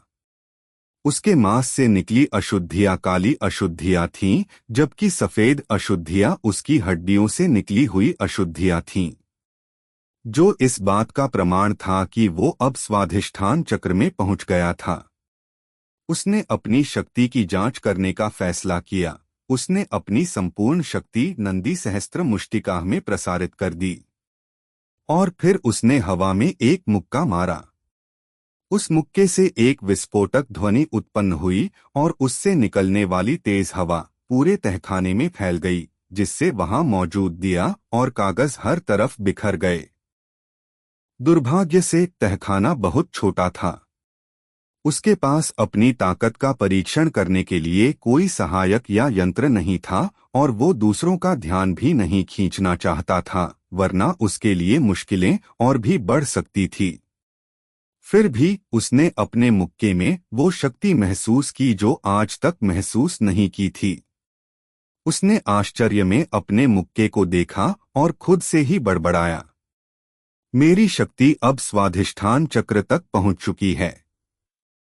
नील बेहद उत्साहित लग रहा था और इस उत्साह के कारण उसे बिल्कुल भी नींद नहीं आ रही थी। आखिर में वो काफी देर बाद केवल 2 घंटे के लिए सो पाया, लेकिन उसके बावजूद वो ऊर्जा और जोश से भरा हुआ महसूस कर रहा था। सुबह सुबह एक नौकर ने तहखाने का ताला खोला और उसे बाहर लाने से पहले नील वायुपुत्र को बेड़ियां पहना दी। स्वाधिष्ठान चक्र में प्रवेश करने के बाद उनके शरीर में कई बदलाव आए थे, लेकिन उन्हें शब्दों में बयां करना मुश्किल था। अगर सूक्ष्मता से उसकी गतिविधियों पर ध्यान दिया जाए तो उसमें हुए परिवर्तन को महसूस किया जा सकता था। सेवकों के पीछे चलते हुए नील ने महसूस किया कि जिस रास्ते पर वो चल रहा था वो रोज से अलग है। नौकर उसे प्रशिक्षण स्थल के बजाय कहीं और लेकर जा रहा था। नील वायुपुत्र ने चारों ओर देखा तो उसे याद आया कि ये राजमहल के अंदरूनी हिस्सों तक जाता है। ऐसा लग रहा था जैसे नौकर उसे राजमहल के पीछे वाले हिस्से में ले जा रहे हों। नील ने तुरंत अपनी भौहें चढ़ा ली। उसके चेहरे पर शिकन दिखाई दी, लेकिन फिर भी उसने एक भी शब्द नहीं बोला और इंतजार करने लगा कि आगे क्या होगा। उसे राजमहल के पीछे वाले हिस्से में आए काफी समय हो गया था। चलते चलते उसने चुपचाप अपने आसपास के बदलावों को देखा। ये हिस्सा अब बहुत बदल गया था। वहां कुछ नए भवन बनाए गए थे और उसके सामने एक छोटा सा तालाब भी था, जिसके पार करने के लिए एक छोटा सा पुल बना हुआ था। नई इमारतें काफी भव्य लग रही थी। प्रत्येक नई इमारत में ऊंची छतें थीं और दीवारों पर सुनहरे रंग से कुछ जटिल कलाकृतियां बनाई गई थीं। नौकर नील को एक तालाब वाले बगीचे में ले जाने के बाद उसे फिर एक पतले से रास्ते से होते हुए एक भवन की ओर ले जाने लगा। जल्द ही वो उस भवन के अहाते तक पहुंच गए। वहां उन्होंने देखा कि 2 लोग आमने सामने बैठकर चाय की चुस्कियां ले रहे हैं। वे दोनों बेहद खुश दिखाई दे रहे थे। नील ने देखा और देखा तो उन्हें तुरंत पहचान लिया। उनमें से एक कारगर प्रभारी बिरजू था जो पिछले 2 दिनों से गायब था। दूसरा व्यक्ति रेशमी कपड़े पहने 50 से अधिक उम्र का एक बूढ़ा था। इस बूढ़े आदमी का नाम बालकांत था। एक समय वो भी राजमहल का एक नौकर हुआ करता था। बालकांत की पत्नी एक धात्री दाई थी, जिसे नील के छोटे चाचा ने अपने सबसे बड़े बेटे राजदत्त को दूध पिलाने और उसकी देखभाल के लिए काम पर रखा था। इस वजह से बालकांत के भी राजदत्त से मधुर संबंध थे और राजदत्त और उसके पिता की चापलूसी करते हुए उसने काफी तेजी से प्रगति की। जहां पहले वो एक साधारण रसोइये की तरह काम करता था, वहीं अब उसे एक भोजन प्रबंधक के रूप में पदोन्नत कर दिया गया था। नील के छोटे चाचा के साथ उसके संबंध के चलते बालकांत की स्थिति पहले से कहीं बेहतर हो गई है। उसका अहंकार भी पहले से कहीं अधिक बढ़ गया था। यहाँ तक कि अब वो कई अधिकारियों से पंगे लेने से नहीं डरता था। नील ने भी उसके अहंकार के बारे में कई किस्से सुने थे। इससे पहले कि नील अहाते के अंदर प्रवेश कर पाता, उसने कारागार प्रभारी बिरजू को कहते हुए सुना, बाला भैया, आपका घर तो सच में बहुत सुंदर है। लगता है राजकुमार राजदत्त आप पर बहुत भरोसा करते हैं। भरोसा? अरे मैं तो उनके दाहिने हाथ जैसा हूँ, यहाँ तक कि वो मेरी पत्नी को अपनी सगी माँ की तरह सम्मान देते हैं। बालकांत ने अभिमान भरे स्वर में कहा। बिल्कुल सही कहा बाला भैया आपने। वैसे अगर मैं गलत नहीं हूँ तो दरवाजे की कलाकृतियों में स्वर्णपत्र का इस्तेमाल किया गया है। सही में? बालकांत हंसा। तुम केवल इस छोटी चीजों पर ध्यान दे रहे हो। अगर तुम ध्यान से देखोगे तो पता चलेगा कि पूरे दरवाजे में स्वर्णपत्र तो सबसे सस्ती वस्तु है, इसमें अन्य खजाने भी लगे हैं। जैसे स्वर्णपत्र से बने उस शेर को देख रहे हो, उसकी आंखें दुर्लभ नीलम से बनी हैं। यहाँ तक कि घर की दीवारों पर पन्ना और हीरा जैसे बहुमूल्य रत्न भी लगे हैं। बिरजू ने एक एक करके प्रत्येक कलाकृति का मूल्यांकन किया। फिर उसने थोड़ी निराशा व्यक्त करते हुए कहा, बाला भैया, आपका घर तो एकदम सही है, लेकिन अभी भी इसमें कुछ कमी है। मेरे पास यहाँ सब कुछ है। मुझे भला क्या कमी हो सकती है? बालकांत ने शालीनता से उत्तर दिया। बिरजू मुस्कुराया। अब आप राजमहल के महत्वपूर्ण व्यक्ति बन गए हैं, लेकिन आपकी देखभाल करने के लिए अच्छे नौकरों की कमी है। आपको किसी समझदार और मेहनती नौकर की जरूरत है, जो आपके दैनिक आहार में आपकी मदद करे। मेरे पास इस काम के लिए बिल्कुल सही व्यक्ति है। सच में? वो व्यक्ति कौन है? बालकांत ने उत्सुकता से पूछा। बिरजू ने घर के प्रवेश द्वार की ओर इशारा किया। बाला भैया, देखो वो रहा। चैप्टर 6 सबक। बिरजू ने घर के प्रवेश द्वार की ओर इशारा किया। बाला भैया, देखो वो रहा। बालकांत की नजरें बिरजू की उंगली की दिशा पर पड़ी और उसने नील को वहां खड़े देखा। अचानक से उसे खांसी आ गई। उसके सामने हथकड़ियों में बंधा सुंदर नगर का पूर्व युवराज खड़ा था। वो भला इस व्यक्ति को क्यों नहीं पहचानेगा? नील घर के प्रवेश द्वार पर खड़ा होकर बालकांत और बिरजू की बातचीत को सुन रहा था। लेकिन बिरजू की बातें सुनकर अचानक से उसके दिल में गुस्सा फूट पड़ा। उसका खून उबलने लगा। इन कुत्तों की इतनी हिम्मत कैसे हुई? लगता है वे कुछ ज्यादा ही अभिमानी जो गए हैं। हालांकि उसे अब गुलाम बना दिया गया था, लेकिन बिरजू के पास उसे बालकांत का नौकर बनाने का कोई अधिकार नहीं था। आखिरकार वो कभी सुंदर नगर का युवराज था। इसके अलावा बालकांत राज परिवार का सदस्य नहीं था, जो उसे नील को आदेश देने का अधिकार हो। इस बिरजू के बच्चे में इतना साहस था कि वो बालकांत से आग्रह करे कि वो नील को अपना नौकर बना ले। असंभव। बालकांत ने नील को घूरते हुए उसकी वर्तमान परिस्थिति के बारे में सोचा। जल्द ही उसके झुर्रीदार चेहरे पर एक दुर्भावनापूर्ण मुस्कान आ गई। मेरी दिनचर्या का ध्यान रखने के लिए इस बच्चे को नियुक्त करना एक बुरा विचार नहीं है, लेकिन मुझे नहीं पता कि छोटे मालिक राजदत्त इसे स्वीकार करेंगे या नहीं। चिंता मत करो बाला भैया। आखिरकार आप सुंदर नगर के एक महत्वपूर्ण अधिकारी हैं। आप चाहे तो नील को सिर्फ एक बार कहकर ही आपके निवास पर बुला सकते हैं। वैसे भी वो एक मामूली गुलाम है, जहां उसे रोज मार खाना पड़ता है। क्या उसके लिए यहाँ नौकर बनना ज्यादा आरामदेह नहीं होगा? बिरजू ने उसे चने की झाड़ पर चढ़ाते हुए कहा। बालकांत ने सहमति जताने के लिए सिर हिलाया। बालकांत सबसे निचले स्तर से ऊपर पहुंचा था। उसे सबसे ज्यादा मजा अपनी पहचान और रुतबे का रौब झाड़ने पर आता था। अब जब सुंदर नगर का पूर्व युवराज व्यक्तिगत रूप से उसके लिए सफाई का काम करेगा, फिर तो हर कोई उसे देखकर जल भुन जाएगा। यही सोचकर बालकांत मन ही मन खुश हो रहा था।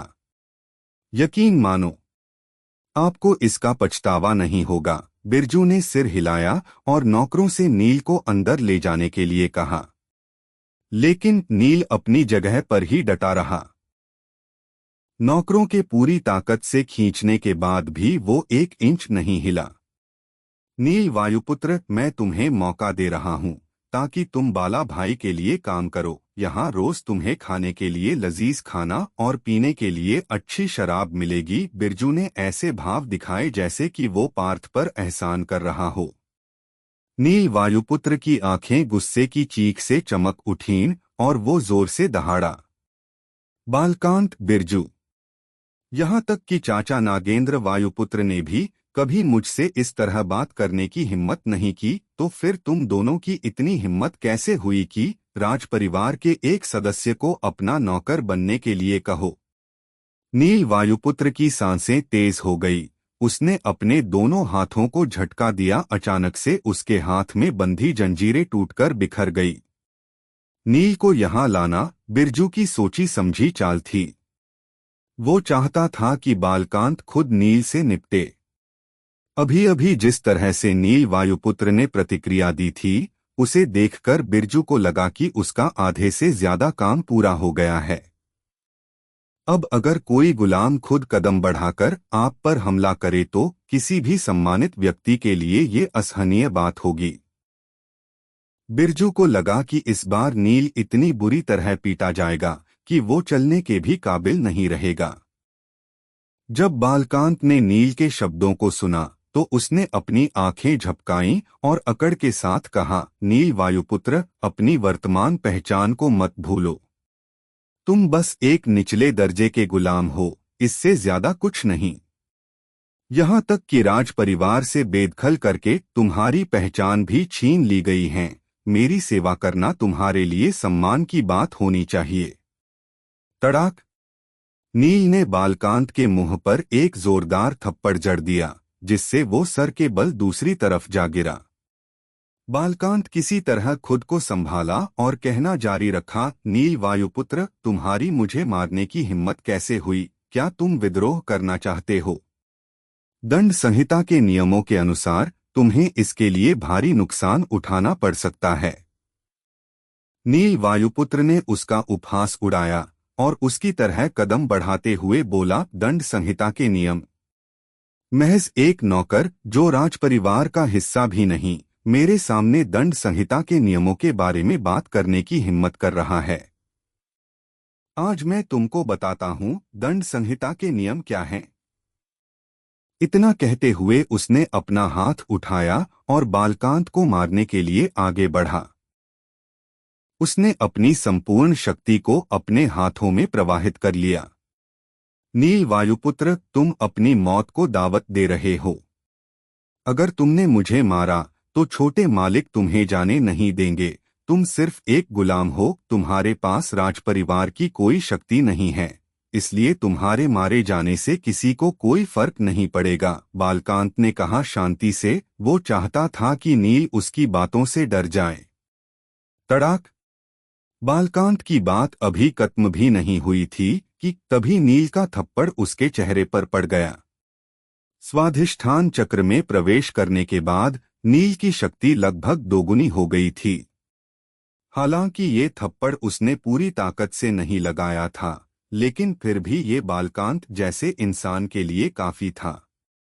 बालकांत का चेहरा पीला पड़ गया और उस पर 5 अंगुलियों के निशान उभर आए।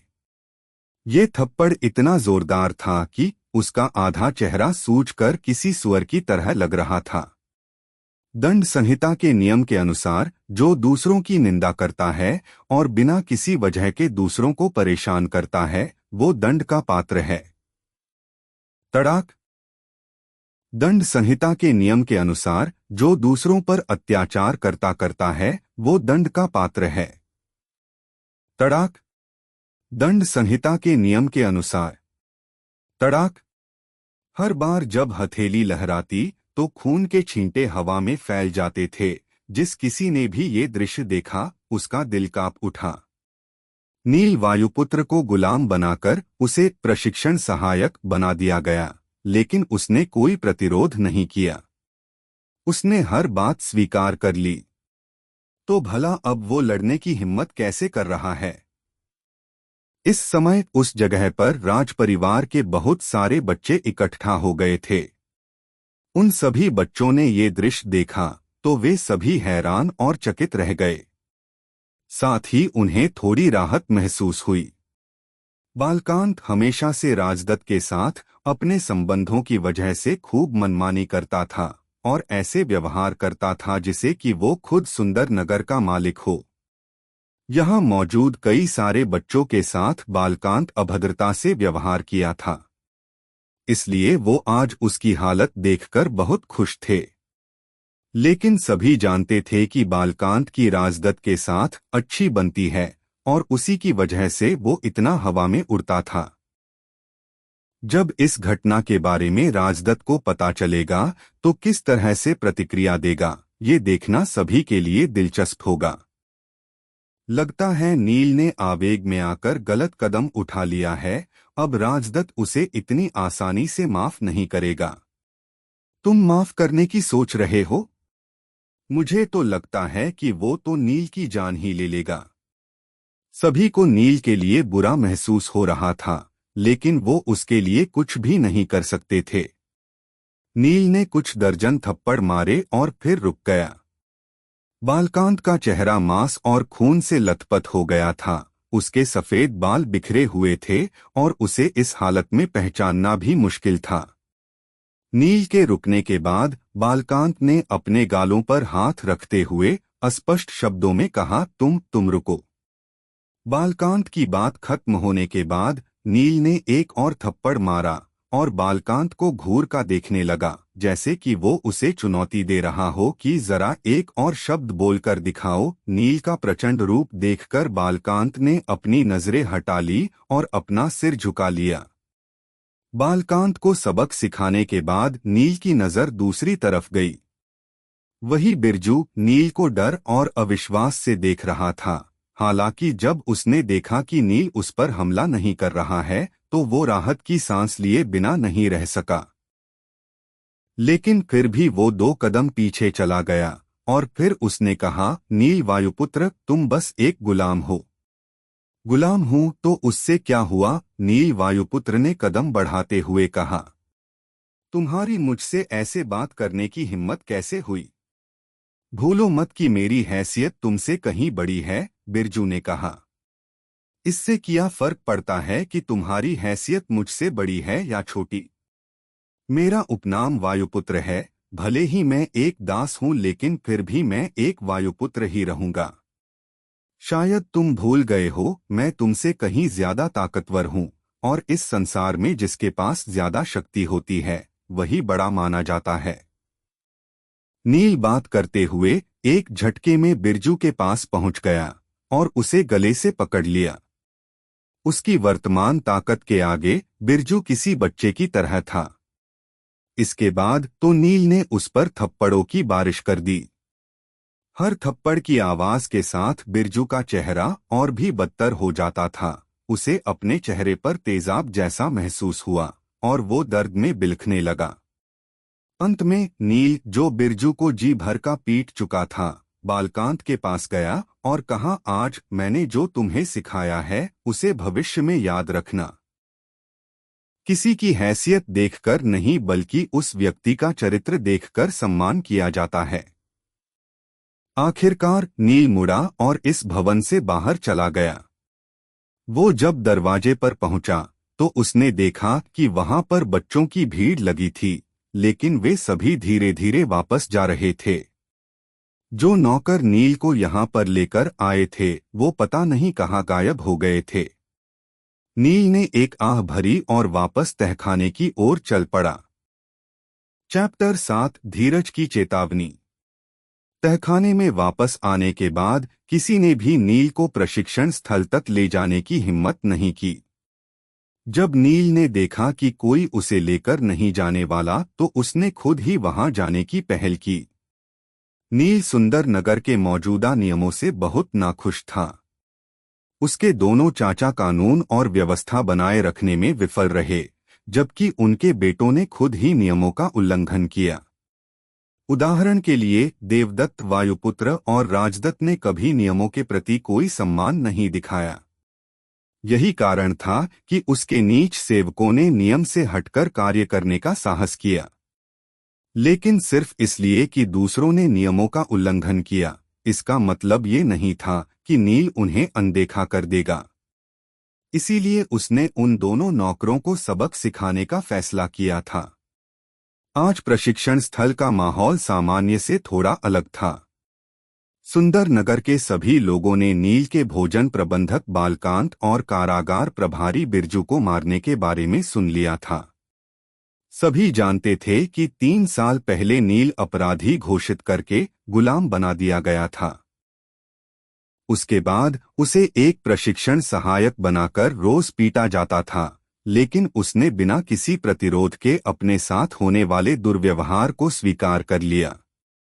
हर कोई भूल ही गया था कि वो कभी सुंदर नगर का युवराज था। वे नील वायुपुत्र की शक्ति को भूल गए थे, जो 14 वर्ष से पहले ही अपना मूलाधार चक्र जागृत कर चुका था।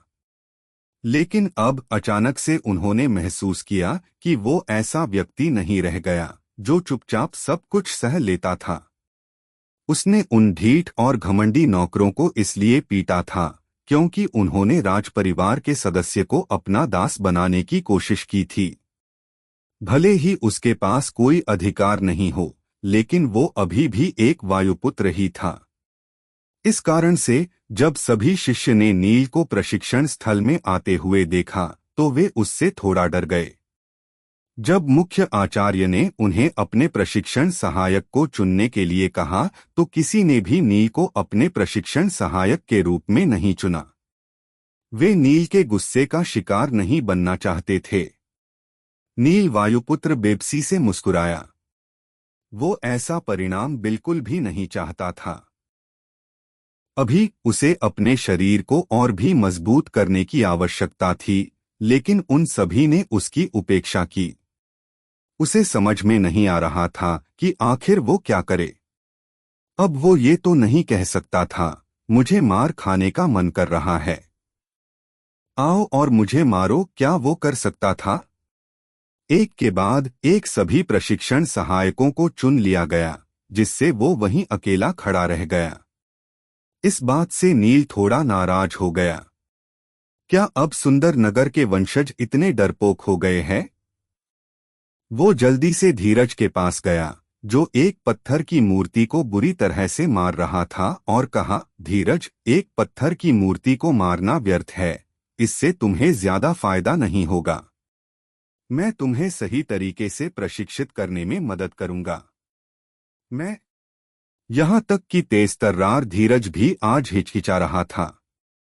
नील ने अपनी छाती थपथपाई और कहा, मैं एक प्रशिक्षण सहायक हूं, इसलिए आपके प्रशिक्षण में तुम्हारी मदद करना मेरा काम है। निश्चिंत रहो, मेरा ये चमड़े का कवच बहुत मजबूत है, मुझे कोई परेशानी नहीं होगी। उसके इतना समझाने के बाद धीरज वास्तव में उसे मना नहीं कर पाया, वरना वो बहुत ही कमजोर दिखता। लेकिन वो वास्तव में नील को नाराज नहीं करना चाहता था। धीरज के मन में अभी भी थोड़ा डर था, इसलिए आज उसका मुक्का उतना मजबूत नहीं था जितना उसे होना चाहिए था। आज उसके मुक्के की ताकत उसकी सामान्य ताकत का 50 से 60% ही था। अब इस हल्के मुक्के का मतलब था कि नील को वो फायदा नहीं मिलने वाला था जिसकी उसे उम्मीद थी। इन मुक्कों की वजह से नील के शरीर में बहुत ही कम मात्रा में गर्म धारा प्रवाहित हुई, जिसकी वजह से वो बहुत नाराज हो गया। अपने मुक्के में कुछ ताकत तो लगाओ, ये बहुत कमजोर है, बहुत धीमा। तुम किस बात से डर रहे हो? तुम्हारा मुक्का कल के मुक्कों से बहुत अलग है, लगता है आज खाना खाकर नहीं आए हो। प्रशिक्षण स्थल में मौजूद सभी शिष्यों ने जब देखा कि कैसे एक प्रशिक्षण सहायक किसी शिष्य को पीटना सिखा रहा है, तो वे हैरान रह गए। किसी को कुछ समझ में नहीं आया कि नील के दिमाग में क्या चल रहा था। वहीं नील की बातों को सुनकर धीरज ने अपनी सभी चिंताओं को दूर कर दिया, और फिर नील के मार्गदर्शन में उसने धीरे धीरे अपना संयम वापस पा लिया। Boom boom boom. अब धीरज पूरी ताकत के साथ नील के शरीर मुक्के मारने लगा, जिससे नील के शरीर में गर्म धारा का प्रवाह तेजी से होने लगा, जिससे उसकी हड्डियों की शुद्धियां एक बार फिर से दूर होने लगी। हर मुक्के ने उसकी हड्डियों की ताकत साथ साथ उसकी शुद्धता भी बढ़ाई। नील के लिए मार खाना दिव्य आशीर्वाद वाली गोलियां खाने जैसा ही था। इस परिवर्तन से उसे एक खुशी की भावना का एहसास हुआ जिसे शब्दों में बयां करना मुश्किल था। भले ही ऐसा लग रहा था जैसे कि वो बहुत दर्द में है, लेकिन अंदर ही अंदर वो बहुत ही खुश हो रहा था। प्रशिक्षण स्थल में एक रेत की घड़ी थी जो समय की जांच के लिए उपयोग की जाती थी। उस घड़ी को 3 बार पलट दिया गया था, जिसका मतलब था कि अब तक 3 घंटे बीत चुके थे। थोड़ी ही देर में कुछ नौकर सभी के लिए खाना ले आए। सभी शिष्य और प्रशिक्षण सहायक दोनों को ही खुद को फिर से तैयार करने के लिए भोजन की जरूरत थी। हालांकि शिष्यों को शानदार व्यंजनों का आनंद लेने का मौका मिलता था, जबकि प्रशिक्षण सहायक को सूखी रोटी और प्याज के साथ ही गुजारा करना पड़ता था। नील वायुपुत्र को भी 3 घंटे तक अभ्यास के बाद काफी तेज भूख लग गई थी। इस जोरदार पिटाई की वजह से उसके शरीर की सारी ऊर्जा खर्च हो गई थी। उसने खाने के बारे में शिकायत नहीं की, लेकिन जैसे ही वो रोटी का एक टुकड़ा खाने वाला था, उसकी आंखों के सामने अचानक से एक चांदी की थाली दिखाई दी, जिसके अंदर स्वादिष्ट भोजन और पकवान रखे थे, जिनसे एक आकर्षक सुगंध उसके नाक में जा रही थी। नील ने सिर उठाकर ऊपर देखा तो उसे धीरज अपने हाथ में भोजन की थाली लिए दिखाई दिया। धीरज ने मुस्कुराते हुए कहा, चलो साथ में खाना खाते हैं। नील ने मुस्कुराते हुए उसके हाथ से भोजन की थाली ले ली। उस स्वादिष्ट भोजन को खाना शुरू कर दिया। उसे तो अब याद भी नहीं था कि उसने आखिरी बार सामान्य भोजन कब खाया था। उसके धीरज को इसके लिए धन्यवाद दिया, जिसके जवाब में धीरज हल्के से मुस्कुरा दिया। तभी दबी हुई आवाज में धीरज ने कहा, छोटे मालिक राजदत्त बालकांत को मारने के लिए आपको इतनी आसानी से माफ नहीं करेंगे। इतनी देर में नील ने खाना खा लिया। प्रशिक्षण सहायक बनने के बाद से उसने इतना स्वादिष्ट खाना कभी नहीं खाया था। उसने सहमति में सिर हिलाया। वो जानता था कि धीरज उसे एक दोस्ताना तरीके से चेतावनी दे रहा था। आखिरकार वो कभी इस राज्य का युवराज था और इसलिए वो इन बातों को किसी और से बेहतर जानता था। उसके दोनों चाचा ने उसे इतने लंबे समय तक जीवित रहने का मौका दिया। इसकी वजह ये नहीं थी कि वो उसे प्यार करते थे या उन्हें नील की बहुत फिक्र थी, बल्कि इसलिए क्योंकि वो बहुत कमजोर था। एक तरह से देखा जाए तो वो एक चींटी की तरह था, जिसके होने या ना होने से उन्हें कोई फर्क नहीं पड़ता था और ना ही उन्हें नील से कोई खतरा था। लेकिन अगर वही चींटी उन्हें काटने की कोशिश करती है और उन्हें चोट पहुंचाती है, तो वे निश्चित रूप से उसे मारने से पहले एक बार भी नहीं सोचेंगे। लेकिन मुझे उन दोनों के पीटने की बात सुनकर बहुत मजा आया था। उस बालकांत और बिरजू को तो बहुत समय पहले ही सुधार देना चाहिए था, धीरज ने हंसते हुए कहा। प्रशिक्षण स्थल में मौजूद अन्य शिष्यों ने धीरज की तरह स्पष्ट रूप से तो कुछ नहीं कहा, लेकिन उनकी आंखों ने पूरी कहानी बता दी। उसके दोनों चाचा ने मिलकर पूरे नगर की व्यवस्था चौपट कर दी थी। उन्होंने नौकरों और अधिकारियों के मासिक वेतन में कटौती की और यहाँ तक कि शिष्यों को प्रशिक्षण के लिए उपयोग की जाने वाली औषधियों और संसाधनों को भी कम कर दिया था। और तो और जो लोग राज परिवार का हिस्सा नहीं थे, उनके साथ भी गलत तरीके से व्यवहार किया जाता था। वस्तुतः सभी सुविधाएं और संसाधन देवदत्त वायुपुत्र और राजदत्त पर ही खर्च किए जाते थे, इसलिए ये कहना गलत नहीं होगा कि राज्य के ज्यादातर लोग नाराज थे। हर कोई उन दिनों को याद करता था जब नील के पिता वीरेंद्र वायुपुत्र राज्य की देखभाल करते थे। उस समय सभी नियमों को सख्ती से लागू किया गया था, लेकिन तब इतना अधिक अंदरूनी कलह नहीं था या नौकर उन्हें इस तरह धमकाते नहीं थे और निश्चित रूप से किसी के साथ भी अनुचित व्यवहार नहीं किया जाता था। दुर्भाग्य से अब उन बीते दिनों को वापस नहीं लाया जा सकता था। वे केवल उन दिनों को याद कर सकते थे। लेकिन उन्होंने कभी भी बगावत करने की हिम्मत नहीं की। उन्हें डर था कि अगर वे ऐसा कुछ करते हैं तो उन्हें दंड संहिता के अनुसार दंडित किया जा सकता है। नील ने मन ही मन आह भरी, सुंदर नगर की सारी व्यवस्था सड़ चुकी है। अगर मुझे मौका मिला तो मैं एक दिन सुंदर नगर के सभी गुनहगारों को खत्म कर दूंगा। वहीं राजमहल के एक आलीशान आवास के सामने बालकांत ने अपने चेहरे और सिर को कपड़े की कई परतों से लपेटा हुआ था। केवल उसकी नाक, आंखें और मुंह ही दिखाई दे रहे थे। वो किसी भी रूप में मनुष्य जैसा नहीं दिख रहा था। वो एक झटके के साथ अपने घुटनों पर गिर गया और फिर अपनी ऊंची आवाज में खींचते हुए कहा, छोटे मालिक, आपको मेरे लिए न्याय करना ही होगा। चैप्टर 8, नई साजिश। बालकांत के सामने एक नौजवान था जिसकी उम्र लगभग 15 से 16 वर्ष होगी और वो नीले रंग के कपड़े पहने हुए अपनी कुर्सी पर पीछे की ओर झुका हुआ था। युवक दिखने में सुंदर था, लेकिन उसकी आभा घमंडी और हिंसक थी। वो सुंदर नगर के राज परिवार का छोटा मालिक राजदत्त था। राजदत्त ने मुस्कुराते हुए अपने सिर आगे की तरफ झुकाया। मैंने सुना है कि तुम अपने रोजमर्रा की जरूरतों और भोजन की देखभाल के लिए नील वायुपुत्र को अपना नौकर बनाना चाहते हो। बालकांत सिसकते हुए बोला, छोटे मालिक, ये सच नहीं है। राजदत्त ने बालकांत के किसी भी स्पष्टीकरण को नहीं सुना। वो हंसा और बोला, नील वायुपुत्र को भले ही एक गुलाम के रूप तहखाने में डाल दिया गया हो, लेकिन फिर भी वो एक वायुपुत्र ही है। यहाँ तक कि वो पूर्व युवराज रह चुका है, इसलिए ये मेरे लिए भी संभव नहीं होगा कि मैं उसे अपना नौकर बना सकूं।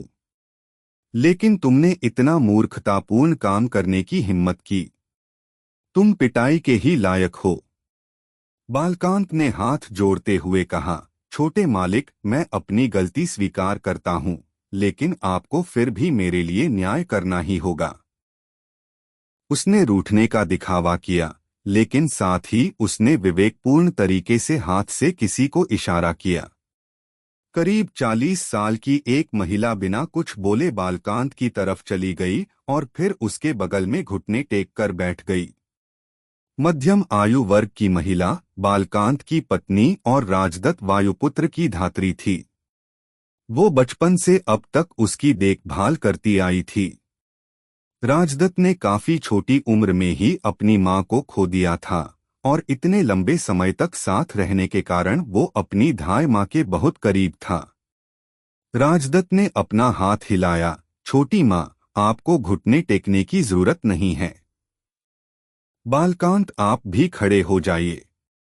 बालकांत की आवाज कांप उठी, छोटे मालिक, तो क्या आप मान गए हैं? राजदत्त अपनी कुर्सी से उठा और 2 कदम उनकी तरफ चला। फिर उसने जवाब दिया, बड़े भाई देवदत्त ने कहा था कि वो नील की जान बख्श देंगे ताकि वो बड़े भाई को शोहरत की बुलंदियों पर पहुंचते देख सके। लेकिन अगर देखा जाए तो नील हमारे लिए कोई मायने नहीं रखता, इसलिए मैं उसे मारकर आपका बदला पूरा करने में मदद करूंगा। जब उसने सुना कि देवदत्त ने नील की जान बख्शने की बात कही थी तो बालकांत कुछ बोलना चाहता था, लेकिन तभी राजदत्त ने उसकी मन की मुराद को पूरा करने का वादा किया, जिसे सुनकर तो बालकांत खुशी से झूम उठा। धन्यवाद छोटे मालिक, लेकिन आपको इसके लिए अभी इंतजार करना होगा।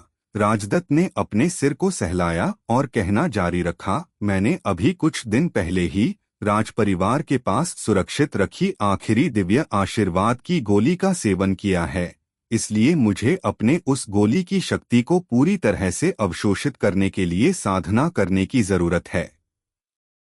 अगले महीने शिष्यों के मूल्यांकन दिवस तक प्रतीक्षा करें।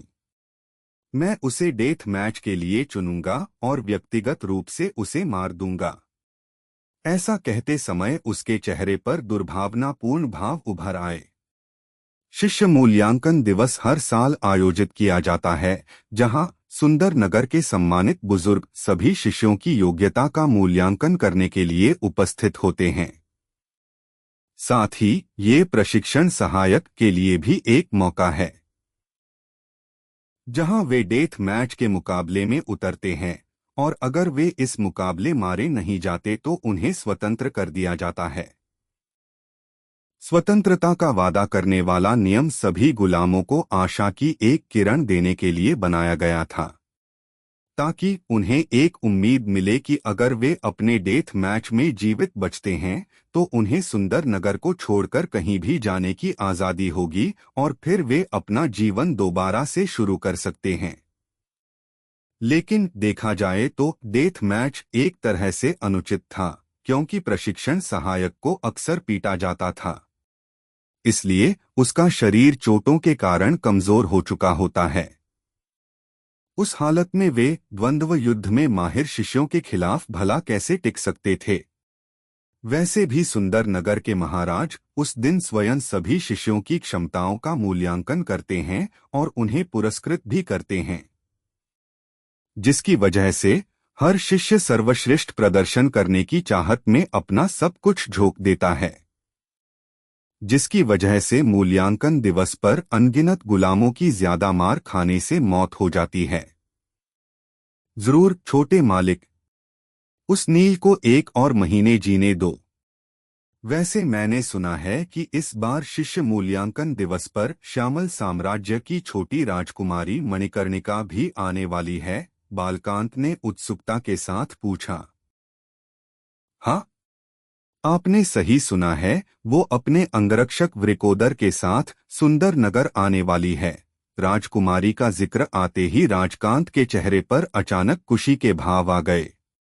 वैसे मैंने सुना है कि राजकुमारी मणिकर्णिका अनुपम सुंदरी होने के साथ साथ विलक्षण प्रतिभा भी है। अगर उनका विवाह आपके साथ हो गया तो पूरे सुंदर नगर में सबसे शक्तिशाली व्यक्ति बन जाएंगे, बालकांत ने चापलूसी भरे भाव के साथ कहा। सुंदर नगर और श्यामल साम्राज्य के बीच 3 साल पहले हुई संधि के मुताबिक सम्राट बिंदुसार ने अपनी एक पुत्री का विवाह सुंदर नगर के राजकुमार से करने का वचन दिया है। राजकांत के चेहरे पर सपनीले भाव थे। तो क्या वो सारी अफवाहें सच थी कि किस तरह उस धोखेबाज वीरेंद्र वायुपुत्र की वजह से हमारे हजारों सैनिक मारे गए और फिर महाराज नागेंद्र ने अपनी सूझबूझ का परिचय देते हुए न केवल सम्राट बिंदुसार से संधि की बल्कि उनसे राजकुमारी के विवाह का वचन भी ले लिया। बालकांत ने अपने चेहरे पर झूठे आश्चर्य के भाव लाते हुए पूछा। बिल्कुल, इसी वजह से तो ताऊ जी को सभी दरबारियों ने एकमत से अपना महाराज चुन लिया था। राजदत्त के चेहरे पर गर्व का भाव था। उस हरामखोर नील को मारने के बाद आप राजकुमारी को अपनी प्रतिभा से मोहित कर सकते हैं, इसलिए आप इस अवसर को अपने हाथ से जाने मत देना, बालकांत ने कुटिलता से कहा। बिल्कुल, वैसे भी बड़े भाई देवदत्त जल्द ही सप्तसिंधु आश्रम में आगे की शिक्षा के लिए जाने वाले हैं, इसलिए वो इस बार शिष्य मूल्यांकन दिवस में किसी से मुकाबला नहीं करेंगे। राजदत्त ने ऐसे कहा जैसे उसने कोई बहुत बड़ी जंग बिना लड़े ही जीत ली हो। ठीक है, अब मैं साधना करने जा रहा हूँ। राजदत्त मुड़ा और वहां से चला गया। बालकांत ने अपने पैरों पर खड़े होने से पहले राजदत्त को कुछ और बार प्रणाम किया और फिर राजदत्त के जाने इंतजार किया। राजदत्त के चले जाने के बाद अधेड़ उम्र की महिला ने उसे मनाने की कोशिश की। नील की हालत पहले से दयनीय है, फिर आप उसे मारने पर इतना जोर क्यों दे रहे हैं? उसे बस थोड़ा सा सबक सिखाकर छोड़ दीजिए। हालांकि बालकांत ने अपनी पत्नी को डांटते हुए कहा, तुम सिर्फ एक महिला हो, तुम्हें सिर्फ पत्नी के कर्तव्यों का पालन करना चाहिए। साथ ही छोटे मालिक राजदत्त पर इसी तरह अपनी पकड़ बनाए रखना। हम कभी भी छोटे मालिक को नाराज करने की गलती नहीं कर सकते। अपने पति द्वारा डांटे जाने के बाद वो अपना सिर नीचे करके बुदबुदाई। अंत में उन्होंने आह भरी लेकिन एक और शब्द नहीं कहा। चैप्टर 9 नील की चिंता। तहखाने में वापस आने के बाद नील ने पानी की एक बड़ी बाल्टी ली और उसका पूरा पानी अपने ऊपर उड़ेल दिया। उसके शरीर से सफेद रंग की अशुद्धियों वाला पानी धीरे धीरे उसके शरीर से नीचे गिरकर जमीन पर बहने लगा। स्वाधिष्ठान चक्र जागृत करने के बाद उसका मांस किसी भी तरह की अशुद्धियों से रहित हो गया था। इस समय उसके शरीर से जो सफेद रंग की अशुद्धियां बाहर निकल रही थी, वे उसकी हड्डियों की अशुद्धियां थीं। नील ने अपने शरीर से अशुद्धियों को बाहर निकालने के बाद तरोताजा महसूस किया। कारागार प्रभारी बिरजू ने इन दिनों उसे और परेशान करने की हिम्मत नहीं की। वो नहीं चाहता था कि नील उसकी दोबारा से धुनाई करे, जिससे नील और भी बेहतर महसूस कर रहा था। रात होते ही नील ने तहखाने में ही अभ्यास करने का फैसला किया। वो बिल्कुल भी वक्त बर्बाद नहीं करना चाहता था, लेकिन उसे समझ नहीं आया कि वो अभ्यास कैसे करे। तभी उसे याद आया कि तहखाने में किनारे पर एक खंभा है जो लगभग 2 मीटर मोटा और ठोस पत्थर का बना है, जिसे आसानी से तोड़ा नहीं जा सकता। फिर उसने उस खंभे पर अपने बिस्तर को लपेट दिया। ऐसा करने पर अब वो अगर इस पर अपनी पूरी शक्ति से प्रहार करेगा तो इसका अधिकांश बल मोटे पत्थर द्वारा अवशोषित कर लिया जाएगा। इसके अतिरिक्त उस पर बिस्तर बांध देने की वजह से हमले से होने वाला शोर भी कम हो जाएगा। इस तरह वो इस भूमिगत तहखाने में गुप्त रूप से अभ्यास भी कर लेगा और किसी को कानो कान खबर भी नहीं होगी। वो जिस नंदी सहस्त्र मुष्टिका का अभ्यास करता था, वो सुंदर नगर में सदियों से चली आ रही एक शक्तिशाली युद्ध कला तकनीक थी। यो एक गोपनीय तकनीक थी जो बाहरी लोगों को नहीं सिखाई जाती थी। स्वाधिष्ठान चक्र जागृत करने के बाद वो नंदी सहस्त्र मुष्टिका तकनीक में महारत हासिल करने में सक्षम हो सकता था, जिस पर वो पहले महारत हासिल नहीं कर पाया था। नंदी सहस्त्र मुष्टिका 5वां स्तर। Boom boom boom boom boom boom boom. दीवार पर एक के बाद एक लगातार 7 मुक्कों की आवाज सुनाई दी। नंदी सहस्त्र मुष्टिका। नंदी सहस्त्र मुष्टिका में 5वां स्तर सबसे उन्नत स्तर था। इस स्तर पर हमले की शक्ति अपने अधिकतम स्तर पर होती है। 7 दबी हुई आवाजों का अर्थ था 7 चोटें। यानी कि जब नील इस तकनीक को अधिकतम क्षमता के साथ प्रयोग करता था तो उसके एक मुक्के से प्रतिद्वंद्वी को एक साथ 7 मुक्कों का असर महसूस होता था, लेकिन नील अभी भी परिणाम से बहुत संतुष्ट नहीं था।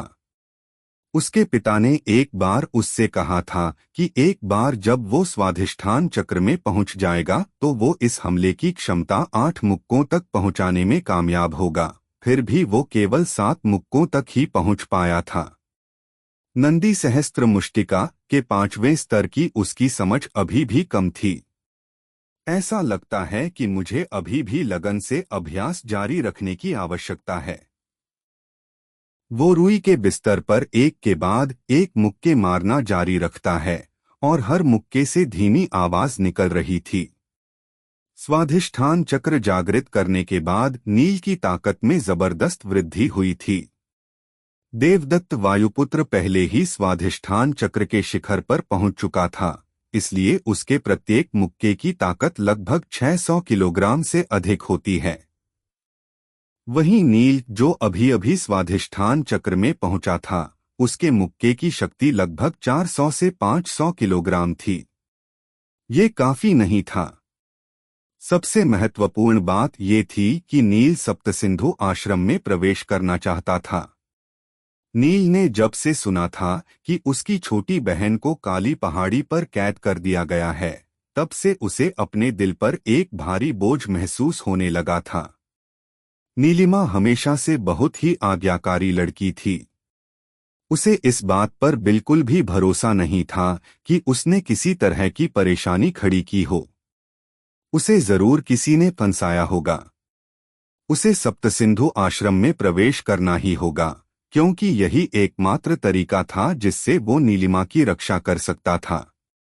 लेकिन उसके लिए उसे अपनी ताकत को जल्द से जल्द बढ़ाना होगा। Boom boom boom boom. इस दबाव के बीच उसके मुक्कों की ताकत फिर से बढ़ गई। सप्तसिंधु आश्रम श्यामल साम्राज्य में सबसे बड़ा गुरुकुल है। हर साल संपूर्ण श्यामल साम्राज्य के युवा वहां पर प्रवेश लेने के लिए आते हैं। श्यामल साम्राज्य के सभी युवा सप्तसिंधु आश्रम में शामिल होना अपना सबसे बड़ा लक्ष्य मानते हैं। सप्तसिंधु आश्रम के पास साधना के लिए सबसे उत्कृष्ट सुविधाएं और संसाधन हैं, साथ ही उनके शिक्षकों के पास अथाह ज्ञान, अनुभव और शक्ति हैं। हालांकि सप्तसिंधु आश्रम में प्रवेश प्राप्त करने के नियम बेहद सख्त थे। आपको या तो असाधारण प्रतिभा रखने की जरूरत थी, जैसे कि उसकी बहन नीलिमा, जिसे खुद सप्तसिंधु आश्रम ने शिष्य के रूप में स्वीकार किया था, या फिर आपके पास बेहद दुर्जेय कौशल होना चाहिए। केवल स्वाधिष्ठान चक्र जागृत कर लेने का ये मतलब नहीं था कि गुरुकुल आपको शिष्य के रूप में स्वीकार कर लेगा। मेरे शरीर में हर गुजरते दिन के साथ सुधार हो रहा है, लेकिन मुझे कम समय में बहुत ही तेजी से सुधार करने की जरूरत है। मुझे अभी भी कठिन अभ्यास की जरूरत है। इन शब्दों के साथ उसने फिर से पत्थर के खंभे पर जोर से मुक्का मारा। नील वायुपुत्र किसी भी चीज को सीखते वक्त पूरी लगन और एकाग्रता के साथ अपना सर्वश्रेष्ठ प्रयास करता था। वो सावधानी पूर्वक कदम दर कदम अभ्यास करता था। यहाँ तक कि उसके पिता ने भी उसके दृढ़ संकल्प की प्रशंसा करते थे। हालांकि उसे अपने पिता की मृत्यु के बाद एक दास के रूप कैद कर दिया गया था। इससे उसकी मानसिकता को बड़ा झटका लगा और वो कभी भी सही से अभ्यास और साधना नहीं कर पाया। लेकिन अब नील ने अपना आत्मविश्वास वापस पा लिया था और अब अपने लक्ष्य को हासिल करने के लिए अपना सब कुछ झोंक रहा था। वो पूरी रात सो नहीं पाया। उसने बिस्तर से ढके खंभे पर अनगिनत बार मुक्का मारा, जिससे पूरा बिस्तर खंभे पर चिपक सा गया था, जिसके बाद उसे पहले की अवस्था में लाने के लिए उसे अपने हाथों से दीवार से बिस्तर को सावधानीपूर्वक निकलना पड़ा, ताकि खंभा फिर से सामान्य दिखे और साथ ही बिस्तर को भी कोई नुकसान ना पहुंचे। नील जितनी जल्दी हो सके खुद को और भी ताकतवर बनाना चाहता था और इसके लिए उसे पिटने में कोई समस्या नहीं थी। लेकिन अगर उसने सुंदर नगर के शिष्यों से उसे पीटने के लिए कहा तो उसकी योजना के उजागर होने का खतरा था, क्योंकि इतनी मार खाने के बाद भी अगर उसे एक भी चोट नहीं लगी तो ये बहुत ही संदिग्ध विषय बन जाएगा। हालांकि नील इन सब के बारे में सोचकर ज्यादा परेशान नहीं होना चाहता था।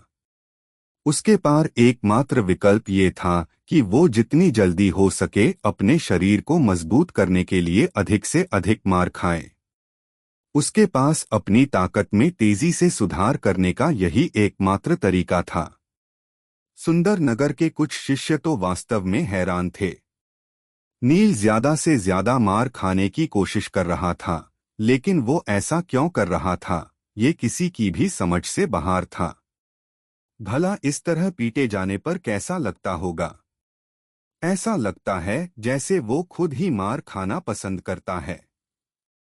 लेकिन फिर जब उन्होंने सोचा कि कैसे वो अभी भी जीवित है और 3 साल तक प्रशिक्षण सहायक बने रहने के बाद उसे कोई बड़ी समस्या नहीं हुई है, तो उन्होंने तर्क दिया कि उसकी जीवन शक्ति वास्तव में सामान्य लोगों की तुलना में कई गुना अधिक मजबूत होगी। उनमें से कई तो ये भी जानना चाहते थे कि उसके इतने मजबूत शरीर का क्या राज है, लेकिन वे ऐसा करने की जहमत नहीं उठाना चाहते थे, भले ही नील के पास किसी तरह की अनूठी तकनीक ही क्यों न हो। नील अपनी हड्डियों से काफी हद तक अशुद्धियों को साफ करने में कामयाब हो गया था। इस बार जब उसने खुद को साफ करने के लिए जिस पानी का इस्तेमाल किया, वो उसके शरीर से जमीन पर गिरते ही तुरंत दूध की तरह सफेद हो गया। ऐसा लग रहा था जैसे वो पानी न होकर गाढ़ा दूध हो। हर दिन वो अपने शरीर से जितनी अशुद्धियों को बाहर निकालता था, सामान्य साधक उतनी अशुद्धियों को निकालने के लिए महीनों तक साधना करते थे। वहीं नील की एक दिन की पिटाई दूसरों के महीनों की साधना के बराबर थी। उसकी साधना की गति चमत्कारिक रूप से तेज थी। वो दिन में शिष्यों के हाथों पिटता था और रात में अपनी युद्ध कला तकनीकों का अभ्यास करता था। उसने एक पल के लिए भी रुके बिना लगातार लगन से अभ्यास किया। इतने दिनों के दौरान उसने बहुत ही कम नींद ली थी, यहाँ तक कि इतने दिनों में वो कुल मिलकर 10 घंटे भी नहीं सोया होगा, लेकिन फिर भी उसने थकान के कोई लक्षण नहीं दिखाए। उसकी आंखें हमेशा की तरह चमकदार और स्पष्ट थीं। उसके इतने ऊर्जावान होने का प्राथमिक कारण उसके सिर में रहस्यमयी नवनाग हांडी थी। उस दिन नवनाग हांडी ने एक बार उसकी आत्मा को शुद्ध किया, लेकिन उस दौरान उसे होने वाला दर्द मौत से भी बदतर था। लेकिन उस पीड़ा को सहकर वो प्रक्रिया पूरी करने के बाद उसकी आत्मा कई गुना मजबूत हो गई थी। मानव शरीर में आत्मा ही वो हिस्सा है जिसे मजबूत बनाना सबसे ज्यादा मुश्किल है। हर कोई अपने शरीर को अभ्यास के माध्यम से मजबूत कर सकता है, लेकिन किसी की आत्मा को मजबूत बनाना, जिसे देखा या छुआ नहीं जा सकता है, ये सच में बहुत ही मुश्किल काम है।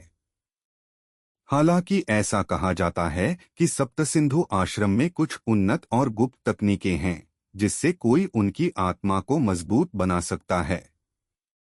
इस तरह की किताबों में एक आत्मा शुद्धिकरण तकनीक बहुत ही मशहूर है।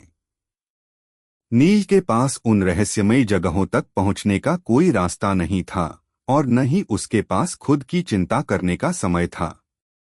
इसलिए वो जो कर सकता था वो ये कि वो सोने के बारे में सोचना छोड़ दे, जिससे उसके पास साधना के लिए अधिक समय हो। CH10 श्यामल साम्राज्य की राजकुमारी। इस तरह देखते ही देखते 20 दिन बीत गए। बूम! नील वायुपुत्र के ताकतवर मुक्के ने तहखाने के मोटे पत्थर के खंभे में दरार पैदा कर दी। उसने इस हमले में अपनी ताकत का केवल 70% ही लगाया था, लेकिन इसके बावजूद ये हमला भयावह रूप से शक्तिशाली था। अगर वो जल्दी से पीछे नहीं हटता तो शायद उसकी ताकत से तहखाने का वो खंभा ही ढह जाता। आधे महीने तक जीतोड़ कोशिश करने के बाद नील की क्षमता में एक बार फिर से सुधार दिखाई दिया। अब वो स्वाधिष्ठान चक्र के मध्य चरण से स्वाधिष्ठान चक्र के शिखर पर पहुंच गया था। अब उसके एक मुक्के की शक्ति 600 किलोग्राम के बराबर था। नील की शक्ति इस समय काफी तेजी से बढ़ रही थी। उसे मूलाधार चक्र से स्वाधिष्ठान चक्र के शिखर तक पहुंचने में 1 महीने से भी कम समय लगा।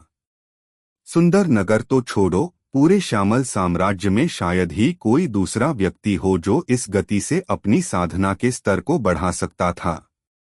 ये स्पष्ट था कि किसी के शरीर से अशुद्धियों को पिटाई के माध्यम से निकलना किसी भी अन्य विधि से जो हजारों गुना तेज थी। हालांकि जब आज उसकी पिटाई हुई तो उसे महसूस हुआ कि उसके शरीर में कुछ बदलाव आया है। आमतौर पर शिष्यों के हमलों से उसे गहरी चोट नहीं पहुंचती थी, लेकिन उसके बावजूद भी वो उन हमलों की शक्ति को महसूस कर सकता था। लेकिन आज उसने महसूस किया कि उनके मुक्के की शक्ति पहले से कहीं कम हो गई थी। नील ने गौर से उन शिष्यों को देखा और ये पता लगाने की कोशिश की कि क्या वे जानबूझकर उसे कम शक्ति के साथ तो मुक्के नहीं मार रहे थे। लेकिन ऐसा कुछ नहीं था। वो सभी अभी भी पूरी ताकत से नील कर मुक्के मार रहे थे, लेकिन इसके बावजूद उसे उनके मुक्के से मिलने वाली गर्म धारा की ऊर्जा काफी हद तक कम हो गई थी। रात में तहखाने में आने के बाद उसने देखा कि स्नान करते वक्त उसके शरीर से निकलने वाली अशुद्धियों की मात्रा लगभग आधी हो गई थी। इस अचानक बदलाव से नील काफी परेशान हो गया। उसने खुद से ही सवाल किया कि आखिर उससे कहाँ गलती हो रही है। क्या ऐसा हो सकता है कि मेरा शरीर पहले से सख्त हो गया है? अपने ज्ञान के आधार पर वो कह सकता था कि इस समय उसका शरीर एक नश्वर श्रेणी के हथियार के बराबर मजबूत हो गया था। वहीं प्रशिक्षण स्थल के सभी शिष्य में से किसी ने भी अपना मूलाधार चक्र जागृत नहीं किया था, इसलिए ऐसा हो सकता है कि उसका शरीर अब उस स्तर पर पहुंच चुका हो जहां पर उन शिष्यों की शक्ति उसके किसी काम नहीं आने वाली। ऐसा लगता है कि बेहतर परिणाम प्राप्त करने के लिए अब मुझे किसी मजबूत व्यक्ति को ढूंढना होगा। हालांकि वो नहीं जानता था कि उसे ऐसा कोई व्यक्ति कहां से मिलेगा। अब वो सुंदर नगर के बुजुर्गों को तो उसे पीटने के लिए नहीं कह सकता। शिष्य मूल्यांकन दिवस बस कुछ ही दिनों में होने वाला है। शायद उस दिन सुंदर नगर के ताकतवर लोग भी इस परीक्षण में सम्मिलित हो, और अगर ऐसा होता है तो निश्चित तौर पर मेरी इस समस्या का समाधान हो सकता है। इससे भी महत्वपूर्ण बात, अगर मैं उस दिन अपने प्रतिद्वंद्वी को डेथ मैच में हरा देता हूं तो मैं वैधानिक रूप से गुलाम से छुटकारा पा सकता हूं और फिर सुंदर नगर को छोड़कर सप्तसिंधु आश्रम जा सकता हूं। वर्तमान समय में उसके शरीर की ताकत को देखते हुए सुंदर नगर का कोई भी शिष्य उसे हराने में सक्षम नहीं होंगे।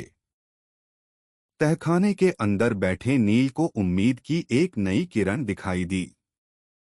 इन 3 सालों के दौरान वो एक पल के लिए भी अपने पिता की धोखे से की गई हत्या को नहीं भूला था। उसने जिंदा रहने के लिए इतना अपमान सहा, सिर्फ इसलिए क्योंकि वो बहुत कमजोर था।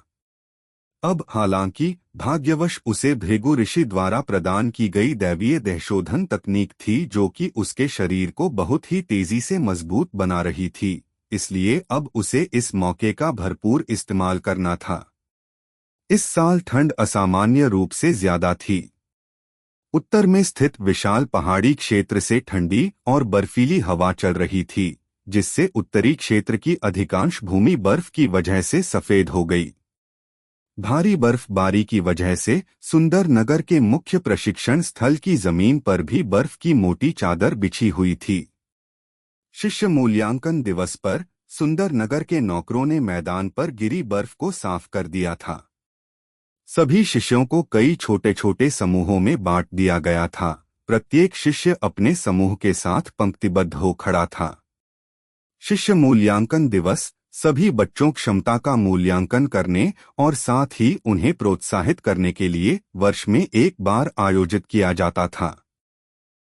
ये दिन सभी शिष्यों और प्रशिक्षण सहायक दोनों के लिए बहुत महत्वपूर्ण था। सुंदर नगर के प्रत्येक शिष्य को उनके प्रदर्शन के आधार पर ही अगले वर्ष के लिए औषधियां और संसाधन आवंटित किए जाते थे। जिसका प्रदर्शन जितना अच्छा होगा उसे उतनी ही अधिक सुविधाएं और पुरस्कार दिए जाएंगे। गुलामों के लिए भी ये दिन काफी महत्वपूर्ण था, क्योंकि इस दिन उनकी जीवन या मृत्यु और स्वतंत्रता का फैसला होता था। नील और बाकी गुलाम अखाड़े की ओर बढ़ गए। आज हर प्रशिक्षण सहायक बेहद गंभीर नजर आ रहा था। उनके हाव भाव में उनका दृढ़ निश्चय साफ नजर आ रहा था। उनमें से प्रत्येक को इस दिन के महत्व के बारे में पता था। डेथ मैच में एक गुलाम के पास सिर्फ 2 ही विकल्प थे, आजादी पाने के लिए जीतो या कोशिश करते हुए मरो। वहीं सभी शिष्यों के लिए डेथ मैच एक तरह से परीक्षा थी। जीतने का मतलब था कि उन्हें इनाम मिलेगा और पूरे राज्य का समर्थन मिलेगा, और हारने पर निराशा और शर्म महसूस होगा। डेथ मैच का नियम बनाने के पीछे मूल उद्देश्य गुलामों को शिष्यों से लड़ने के लिए प्रेरित करना था। अपनी आजादी की चाह में वे अपनी पूरी क्षमता कर प्रयोग करते थे। इससे शिष्यों को एक वास्तविक मुकाबले का अनुभव प्राप्त करने मौका मिलता था।